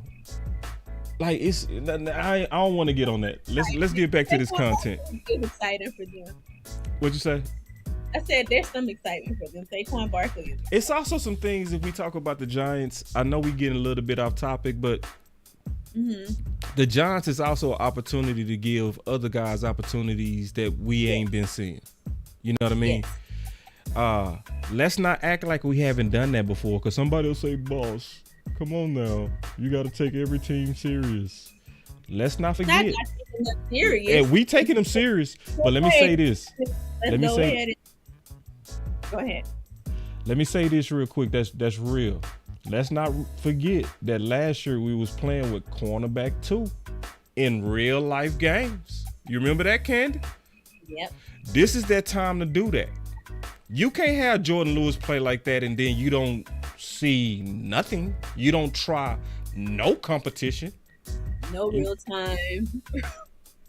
So y'all showed us last year that you willing to have some competition to where the field is. I want to see that versus the Giants. I want to see Evans. Hold on real quick. Wait. Since we talking about that, let me get to this last topic real quick. Let me take off my shades. All right, here we go. Nah, man, I had to take off my shades. All right, here we go. I feel like we cooking pretty good today, Candy. I think we cooking. I think we got some good meals we serving. But listen.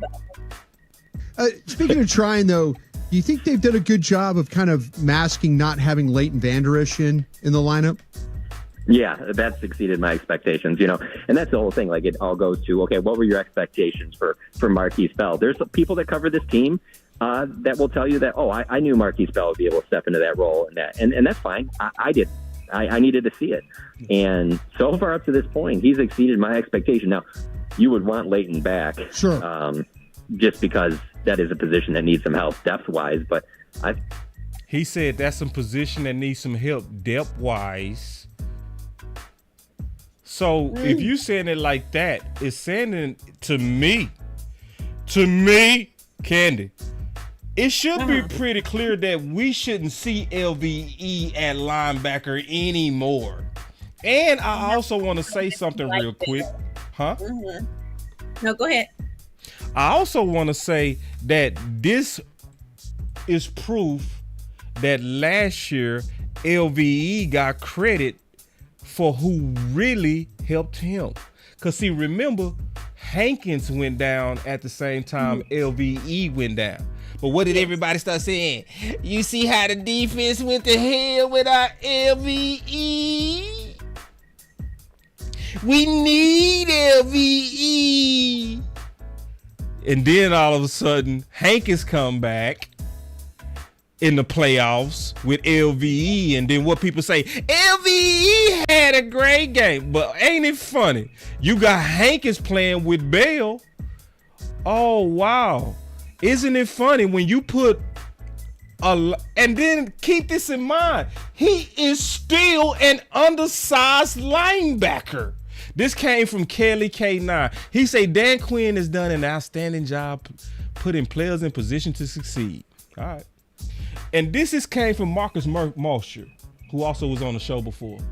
He said Marquise Bell is officially PFF's #1 graded linebacker after 8 weeks.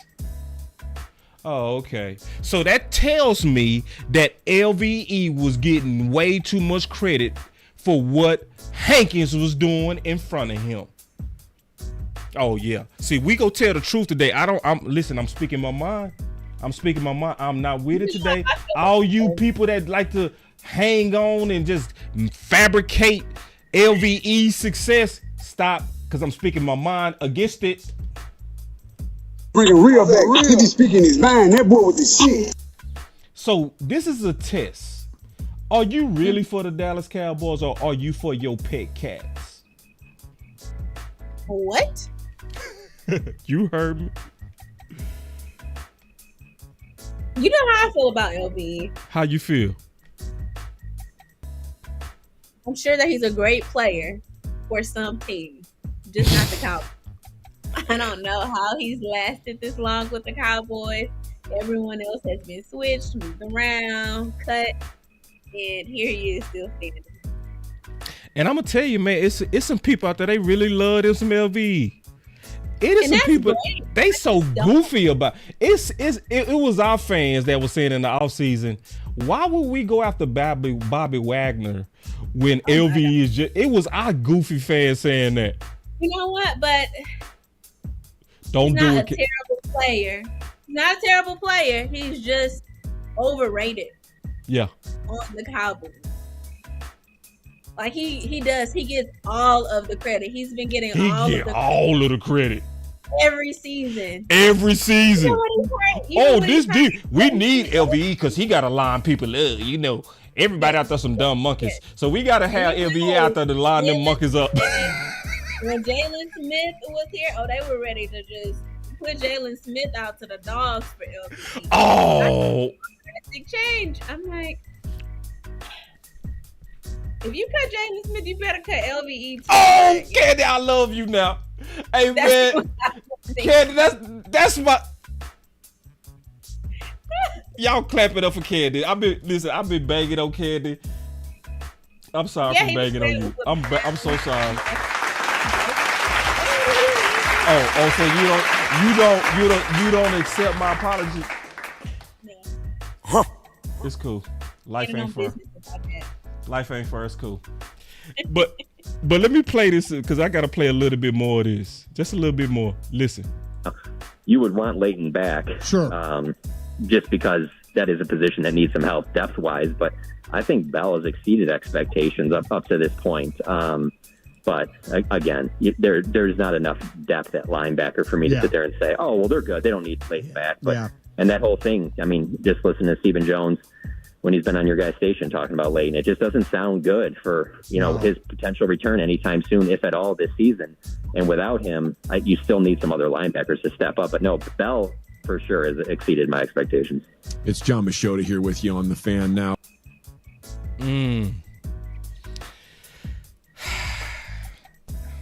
Ain't nobody gonna say it. I'm gonna be the only one to say it. Put LVE down. You know how goofy, and I'm gonna tell you something else. Candy, isn't it funny? Remember we was putting that heat on LVE after Arizona? Me, you, and Tuck. Mm-hmm. And then they fired Harper because we was all talking about, oh yeah, it's time for Harper. After. It was the next day. It was the next day. So us and a whole lot of people were saying, okay, after Arizona, it's clear it's time for some other guys to get some reps. LVE his nickname is Mr. Untouchable. Yeah, but see, this is going back into what I've been saying. Yeah. And see, a lot of people boss, shut up. You're too negative, boss. I want you to be positive, boss. Boss, I want you to be positive, boss. Come on now. Come on, boss. Come on, Candy. We want positivity. Listen, if you don't call out this BS, you gonna be happy right now, mad later. What? I said, if we don't call out the BS that's holding us back, we gonna be happy right now during the regular season and we gonna be mad later, likely in the playoffs. Cause I just don't see no way that you gonna win it all with these games. And see, let me show y'all, man. I feel like we're progressing. We're what? Progressing. Yeah, we are. I do agree with that. It's I feel ugly, like but we getting better. I agree. The right direction. I agree. We're starting to get our wheels turning, starting to get, in a rhythm of things. But I don't want to overspeak because, sometimes when we move forward 10 steps, take 15 back. So I'm just going to go with the flow. Let me show y'all something real quick. And then we go take some calls and get up out of here. Man, people, I swear, man, LVE got more support than Joe Biden and Trump combined. Man, he needs to run for president because the goofy stuff that people say to defend LVE never makes sense. Look at this. So hold on, let me show this real quick. So Cowboys explored linebacker trades, did not pursue running back at deadline, right? But then I'm reading this article. Check this out. It said the Cowboys are without 2 expected dogs on the defensive second level. Weeks before losing Van Der Esch, the team saw third-round pick DeMarvion Overshawn suffer an ACL tear. Okay. But see, look at this bullshit. Somebody said Van Der Esch's injury applied some pressure on the 2022 fifth-round pick, Damone Clark. No, it didn't. Whom the team moved into the starting lineup after resigning Anthony Barr. Clark leads the Cowboys. Listen, Damone Clark is lead. So how did it apply pressure? It really showing that LVE was always underperforming. It's no pressure because the guy that you said applied the pressure is the leading candidate. Man, come on, man. Let's go and take some calls. Freestyle with Boss Candy. Hold on real quick. Let's take some calls, man. We shouldn't have ended it with LVE. That made you mad. Hold on. Let me do this again. Freestyle with Boss Candy. Call in.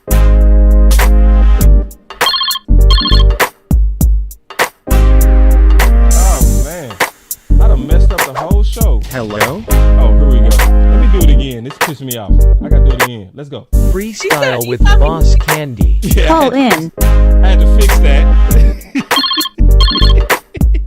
was like, you really crashed this. I had to fix that. Hello? Let's go. All right. Now, I done told y'all to call in.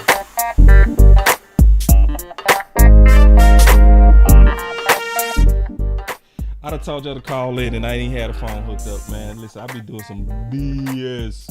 And the number's not up. And the number not up, man. Let's go. All right, here we go.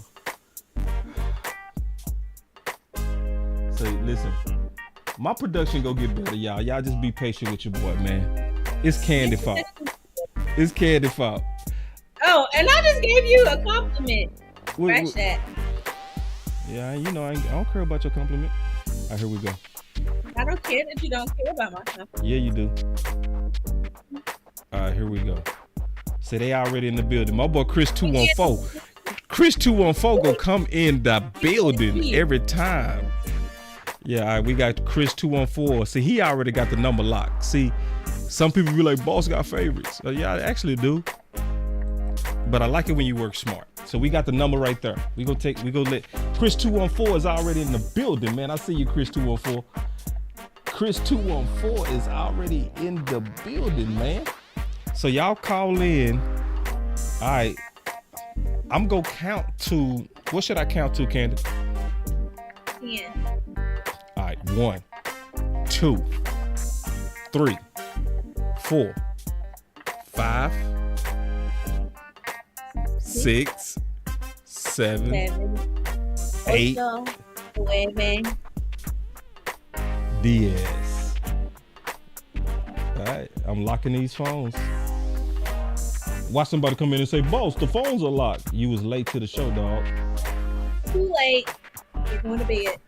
All right, here we go. 817, you live. All right, boss. Oh my gosh. All right, so let's see where I want to start at. So me personally, hold on. You talked about this before. What's your name? Deshaun. All right. What's up, Deshaun? It's just this organization is irritating. Like, so tell me why exactly when we lose, Jerry want to pick up the phone and start calling people now, like, oh, well, you know what? I need to start fixing stuff. When we could have been done this, we're so reactionary based. And me personally, boss, I think it's a Dak Prescott with McClay problem. That's me personally. You say what? Because say that again. It's a Dak Prescott and Will McClay problem, meaning they always say Jerry Jones' ass. Oh! You right. Hold on, I'm a spicy. So every time they get into a predicament, what happens? Dak does a 374-yard game. And so what happens is this call is now, killing it. Too much. I can't handle it no more. I can't handle this level of truth. Go ahead, bro. So so you can't handle the truth. Like, you know, when it's time to Jerry Jones in the face of music, Dak Prescott's covering him. Will McClay is too, because I agree with you. Will McClay outdo Howard so bad. He got one hand behind his back. It don't make no sense. Because, and I don't care what Eagle fans say, you can argue me down on this. If they let Will McClay actually cook, we would have blew Philly ass out. Oh! We would have dog walked them. And I'm so serious about that, because that's what irritated me about us. We have so many people that want to join the Dallas Cowboys as players, but we don't take the initiative to be aggressive and to match these other teams at their level. Because I'm going to tell you something. For the 28 years we have been struggling, it's never been a talent issue. It's always been a political issue. Ooh. And at the end of the day, what's going to end up happening is until Dak Prescott and Will McClay lead this team, there will never be no changes. Because why? Because they'll always have a finger to point at. And like you said, boss, it was first Scott. Now it's Kellen. Now it's Mike. It's going to continue to have this cycle until Jerry loses money. And I know some people have said, well, Jerry Jones going to always make his money. But boss, you know business, right? Yeah. So when you're selling a product, and your team, let's say the Cowboys start losing year after year in and year out. If your team is losing year in and year out, you can't sell that product. Like Jerry can sell a 12-5 season. He can continuously do that. But what Jerry cannot sell, he cannot sell a team stood up here having a bad record over consecutive seasons. Because then guess what? That means Jerry got to change. Because if Jerry don't change, that product continues to be bad. And yeah, we might talk about them, but what happens is, if for one, it makes Jerry look bad, and it makes Steven look bad. Oh. Man, I'm locking your number in, bro. Next time you call, I'm gonna pick up and say Deshaun. Go ahead, bro. For real. So, hey, Ken. So, it's the LVE position. We could have had Bobby Wagner, because and he talked about this. Like, Dan wanted him, and the reason why is because he's too passive. And when you're a leader of a linebacker room, you're making linebackers do what you're doing. Like, we're coming to the point where, if I'm gonna tell you this, one spoiled apple will ride the whole tree. So if your mindset and your thinking is wait, then tackle instead of hitting that hole and taking it, what's gonna happen is we're gonna have this Arizona Cardinals game where it takes off. And that's what the problem is. We don't have no dogs in it. And I agree with you with the Michael Parsons hate. I cannot stand that he's so friendly. Tad Prescott called him out on it, and everybody want to come run into Michael Parsons. The conference has been unlocked. You don't go out here wearing Philadelphia gear and stuff like that and trying to be helping up the enemy and stuff. Like, I get it. I know he's a Philadelphia resident, but I don't care. You're giving them power. You're giving them like that confidence that they can do and say whatever they want to say, and you just gonna shrug your shoulder about it. Like, you have to have you have to have that mean streak in you, because if not, you're gonna get a walk over. And to this day, this will always be true. Nice job finish last, boss. It's gonna always be true. Because if you that's why I'm an asshole. Because this is a game of football. I don't like you, Candy. I really don't like you. Kind of me too. You got to. Listen, you be a nice guy if you want to. You gonna get walked on, bro. You gonna get done bad in life. Be over here. Hey, baby, I'll open your door. Baby.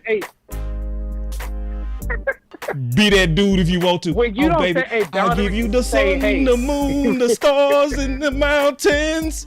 I'll give you the word. And then you go, boy, she gonna be. Go ahead, Deshaun. She gonna walk all over you. Yeah, that's Jerry. Right, bro, you know what I said on today, Deshaun? This is what I said today, bro. The Cowboys is like a toxic relationship, bro, or toxic female, bro. That's exactly what the Cowboys is like. For real. Yep. That's exactly, bro.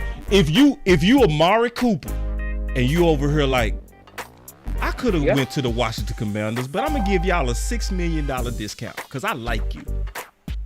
I like you, Jerry. You know what we do? That away. That away. But if you tank and say, you know what? You owed me my money. And matter of fact, I'm not even having no surgery until you pay me mine. You come at them like that, they like, oh, they gonna pull it down for you then. Oh, so why I gotta talk to you like that for you to be nice to me? But that's because you a thought. And see, you a thought. And only thoughts gotta be treated like trash to treat you good. That's thought behavior. The Dallas Cowboys are thoughts. I agree. Hey man, I enjoyed the hell out this call, bro. Oh man, I enjoyed the hell out this call, bro. Hey man, I got you locked in for The real. conference has been locked. I just locked it too, bro. So he was, man, y'all clap it up for the show. Should we clap it up for that Candy? I think we should. He deserves it. That was a great call. I don't know what y'all were talking about at the end. I don't know what y'all were talking about at the end, but he ate it. Oh, you didn't know what we was talking about? You did know what we was talking about. I think we got Jessica on the line. All right, Jessica, we made room for you. What's up? Hey, what's up with Deuce Vaughn? Why he's not on the field? And why is Terrence still out there about to get Dak killed? They stacking him left and right. He's the reason Dak had to try to get the ball in the end zone. He didn't have time to see Cooks over there open. Had Dak been able to see Cooks open, y'all don't think he would have threw it to the ball? I've been seeing a whole bunch of comments and people sitting up there saying this and that. Dak was trying to get the ball, and every time he threw a dime, the people that was complaining about not getting the ball dropped the football instead of holding on to it, hit him dead in the face, in the chest, dropping balls. So how do y'all expect Dak to make it happen when his people, the receivers, are not even holding on to the ball when he give them a dime? And I'm sick of them. I always want to blame Dak for everything. They've been hating on this man ever since Romo got hurt and went down. And when Dak stepped up, now everybody was crying. We need a QB, a decent backup QB. And the boy didn't get out there and act like he was just a backup. He got out there and he did his thing. And he earned that job. So give that man his props and his respect. Let me tell you something. I got a meme. It say you got two things, two choices. Either you root for the Cowboys or be quiet. Because Dak ball, and he is a baller. If they let Dak do him, he can be him. But he gotta have his wall. He gotta have people to protect him from getting sacked. He can't do nothing if he got to be out there running around like a chicken with his head cut off. Come on now. Yeah. Stop saying all this foolishness, people. They watch football just so they can criticize the man. They're not watching to watch our team and see how good they are. And The conference has been unlocked. to watch just to criticize and critique the whole team or who they feel like ain't doing what they want them to do. A quarterback can't do it by itself. It's going to be a team sport. So they lost as a team or they win as a team. And they need to get Deuce Vaughn involved. They need to, like I said, mix Turpin up in there like they did more than just one because Michael Gallup ain't it. I'm sorry. Good call, Jessica. Can't add nothing to that. Appreciate it. Fantastic call. Thank you, Jessica. That was Jessica, man. I'm locked in for this. Hey, I got you locked in too. She's locked The in conference has been locked. as Jessica. So we just let Miss Lockhart in the building because all you got to do is ask Miss Lockhart and it will be granted to you. You are live, Miss Lockhart. Hi, boss. Hi, Candy. What's up? Boss. What's up? You I can hear hear you. Yeah. Yeah. Can you hear me? I got one issue. What's that? I want to know what makes, yes, I want to know what makes Michael Gallup a number 2 wide receiver.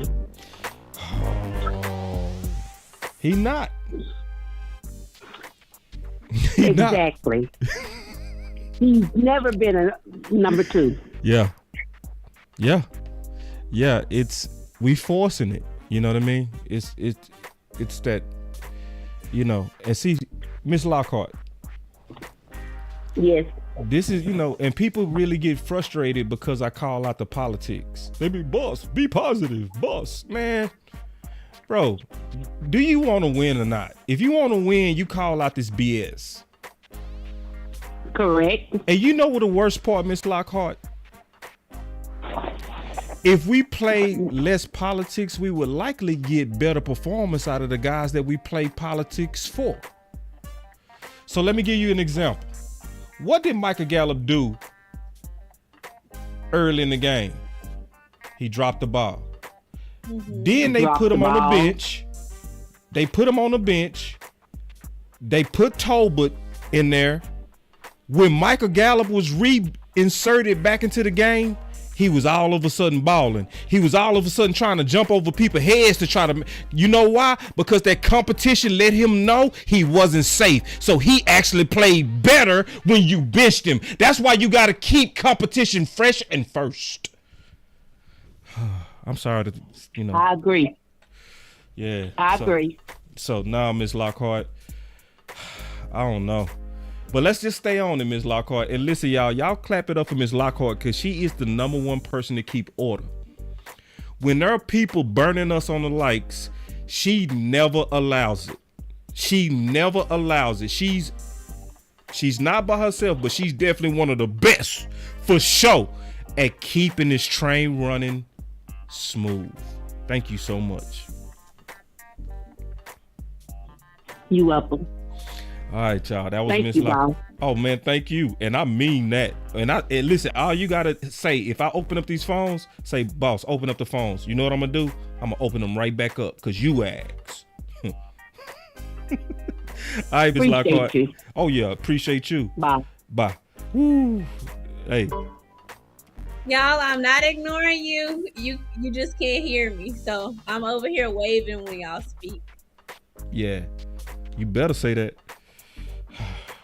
Because you didn't say it. I don't want people to think I'm not saying hey back. I'm speaking and smiling. You just can't hear me. Oh, hold on real quick.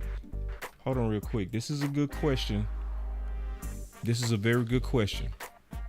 And you're not lame for this either. This for you, Candy.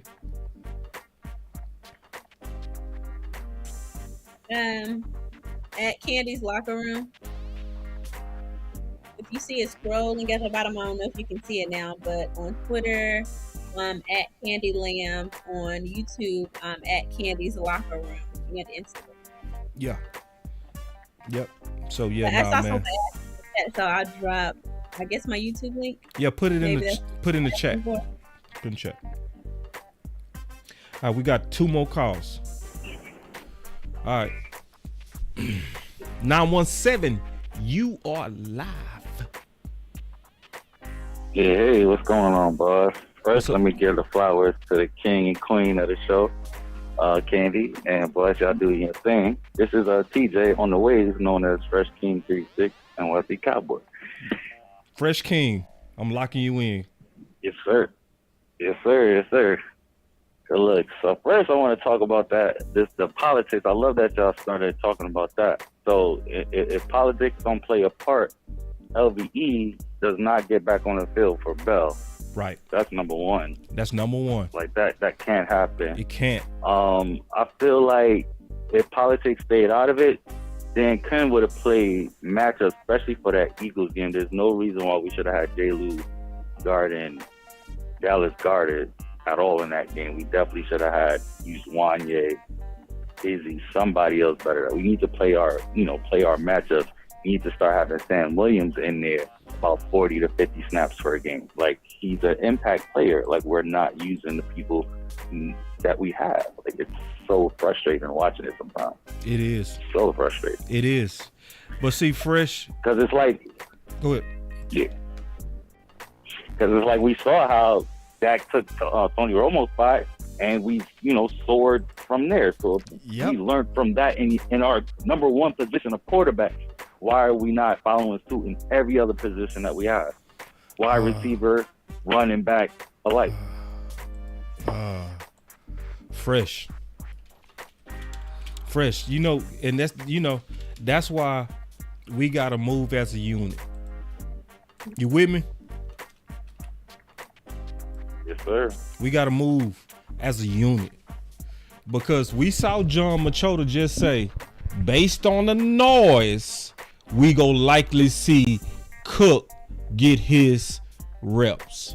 So what's the key to change in front office? Noise.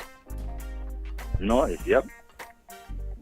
So it happened with CD. I think Cooks is about to have a monster game against the Giants. Can't wait to see. Me too. I'm definitely putting my FanDuel bets in lock. 100 yards anytime CD is locked. Facts. Yeah, Fresh. Facts. Yeah, man. This will be the game to bet.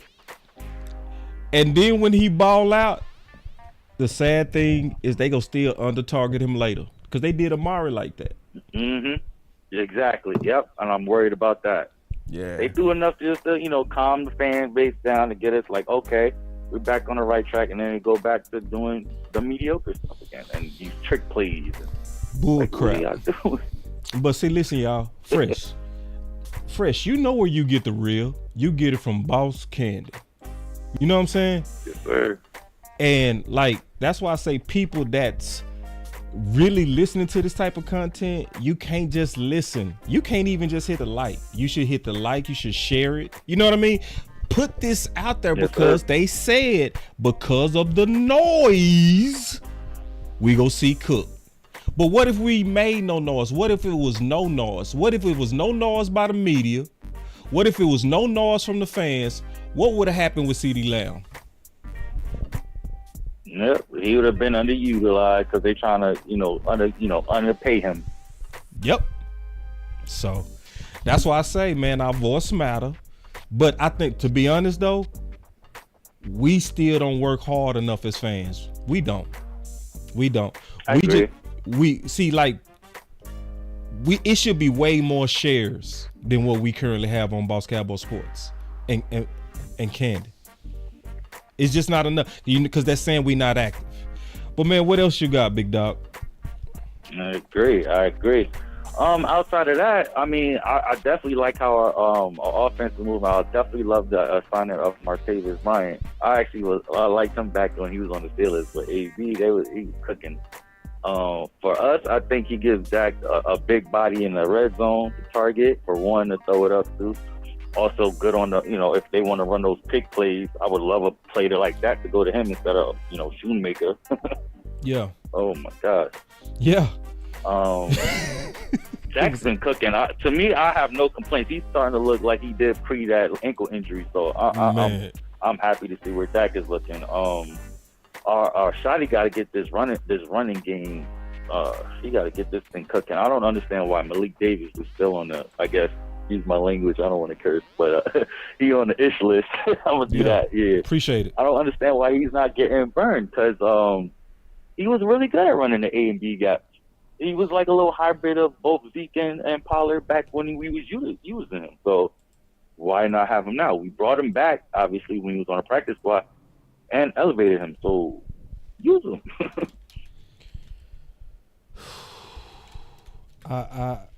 Frustrated. Yeah, I do got my boy say hold on real quick. Hold on. I put it like this, man. Malik Davis, I say, he struggled with blocking. That's gonna hurt you. You know what I mean? So we might not even see him the next year. Need to be in for I want to see Rico. But even before we talk about Malik, I want to see more Rico. So listen, Rico and Hunter should be purely used for A and B run gap schemes and keep Pollard for our C gap outside runs. You know what I mean? And he can do our little swing passes. That's it. A B gap, keep that Rico all day. He got action out. He's active run up there. He pushes piles. I like Rico. My boy, man. Man. But appreciate the call. I appreciate the call. Yes, sir. Okay, hold on. One. Oh, Candy, you only got 15% on your better. 10%. All right, we go wrap it up. It isn't working. I just saw your message. Chris, 214. What's going on, boss? What's up, Candy? Chilling on it. Yeah, so hey, I'm gonna be fast, man. But I just wanted to speak about this Gallup and Martavius Bryant thing. Let's start out with Gallup. Who in the hell on the opposing team is going to waste? Oh man, I sound so disrespectful right now. But who in the hell on the opposing team is going to waste your number 2 cornerback on Michael Gallup? And we trying to make him the number 2 wideout. Like, who in their right mind is doing that? I mean, now, don't get me wrong. Like, I know it happens from time to time, but when teams, when they look at us, it's Lamb. Yep. It's Cooks. Yep. They're not even worried about Gallup. Nope. I'm sorry. They're not worrying about Gallup. And never They're not was. Gonna put their. Yeah, like, come on, bro. Like, this is ridiculous. Yeah, it's ridiculous. Like, it my really question is, yeah. It really is. It's ridiculous. But, so yeah, and my question about Bryant, is this like get better now, or is this like some stuff for like next year, in your opinion? I'm not sure if you spoke about that because I came into the show late. Let me go ahead and address that. So, because Candy got 10 minutes on the phone. That's a good question. Okay. Appreciate that, Chris. All right, bro. That was Chris 214. So, I don't trust the Bryant signing. I trust Will McClay because Will McClay is so good at cleaning up the mess that front office will make. That the only reason I like the Bryant signing is because the reports are that Will McClay was aggressively behind this. But this honestly has the feeling of a shut up signing. Because what was everybody mad about? The Cowboys didn't do nothing at the trade deadline. They're not aggressive. So that's like, okay, well, let's go get a name so they can shut up. Mm-hmm. Because see, why would we believe they go do something with Brian and you ain't doing nothing with Cook? Cooks, yep. We look goofy, Candy. That didn't make sense to me either. Yeah. It was a position that we're not necessarily needy at. Right. So I didn't quite understand the urgency of signing a wide receiver over a running back. I wanted a running back. It was a shut up signing. It was y'all shut up.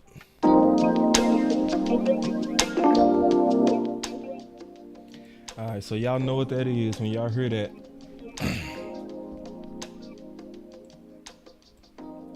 So, Candy, you got any final words? Why are you laughing? Final words? Looking forward to the Giants game. Just because, well, I'm not going to say it's going to be easy. No game will be easy, but I'm looking forward to seeing what our offense is going to do this game, what our defense is going to do. If it regressed like, the comment said earlier, or if our defense is in a good position, I think we are.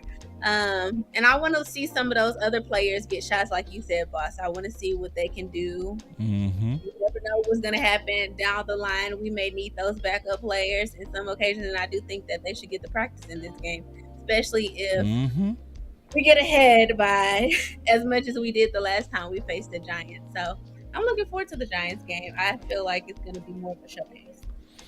Yeah. And my final words would be, I really, really, Candy, wanted to just enjoy the season. I didn't really want to work, if that makes sense. Mm-hmm. Like, I didn't want to do content about politics and favoritism. I wanted this year to be about the talent, the matchups, how to beat the opponent. But we right back talking about the same old, man. And it don't feel good. I feel played. I think we'll get past it. You think we gonna get past it? Something's brewing. Yeah. It's possible. But I don't feel good. Just being honest, because I don't feel like we are responding with enough humility after this loss. Yeah. Candy, if your boyfriend is still putting his phone up when you come into the room, why would you think he changed? Oh, boyfriend. Oh, hypothetically. It's a metaphor. You see what I'm saying? Wait, y'all. I'm sorry. Yeah, that's my metaphor from before. Y'all remember when I was talking about why would you trust, or when your girl is playing games or your guy's playing games, what do? You just ask them in a polite tone. They flip the script. Baby, why every time I come in the room you put your phone up? See, you don't trust me. Why are you talking to me like that? I'm out of here. I'm just sick of this. I've had enough. Then she leave with her phone. You're theatrics. You ain't changed. We'll see. Time will tell. See, I'm gonna tell you when they changed. They've changed when they apologize sincerely and have different actions. You see what I'm saying? So if I come in and your boyfriend done put his phone up and you say, why you put your phone up? And you say, you know what? I've been having some temptations, but I need to stop because you're a good woman. And I am gonna stop. Matter of fact, here's my phone, baby. You can go through. I don't know if you're an actor or what. Good job, boss. You like that? You like that? You would believe that? You would have failed for it. The Cowboys. You would have failed for that pimping. No, I said it was good acting. Yeah, sneaky. Yeah, I don't sense change with you keep putting your phone under your pillow. You being defensive when they ask about Cooks. You being defensive when they ask about Rico and Pollard. It's too much. Yeah. Until I see true humility, I don't trust them. That's my final words. Well, you don't trust them. I'm optimistic. We'll see. All right.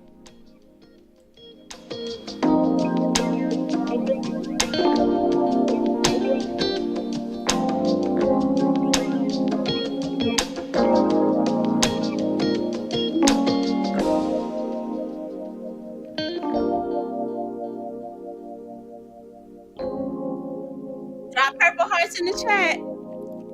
Throw them purple hearts. Put your phone up.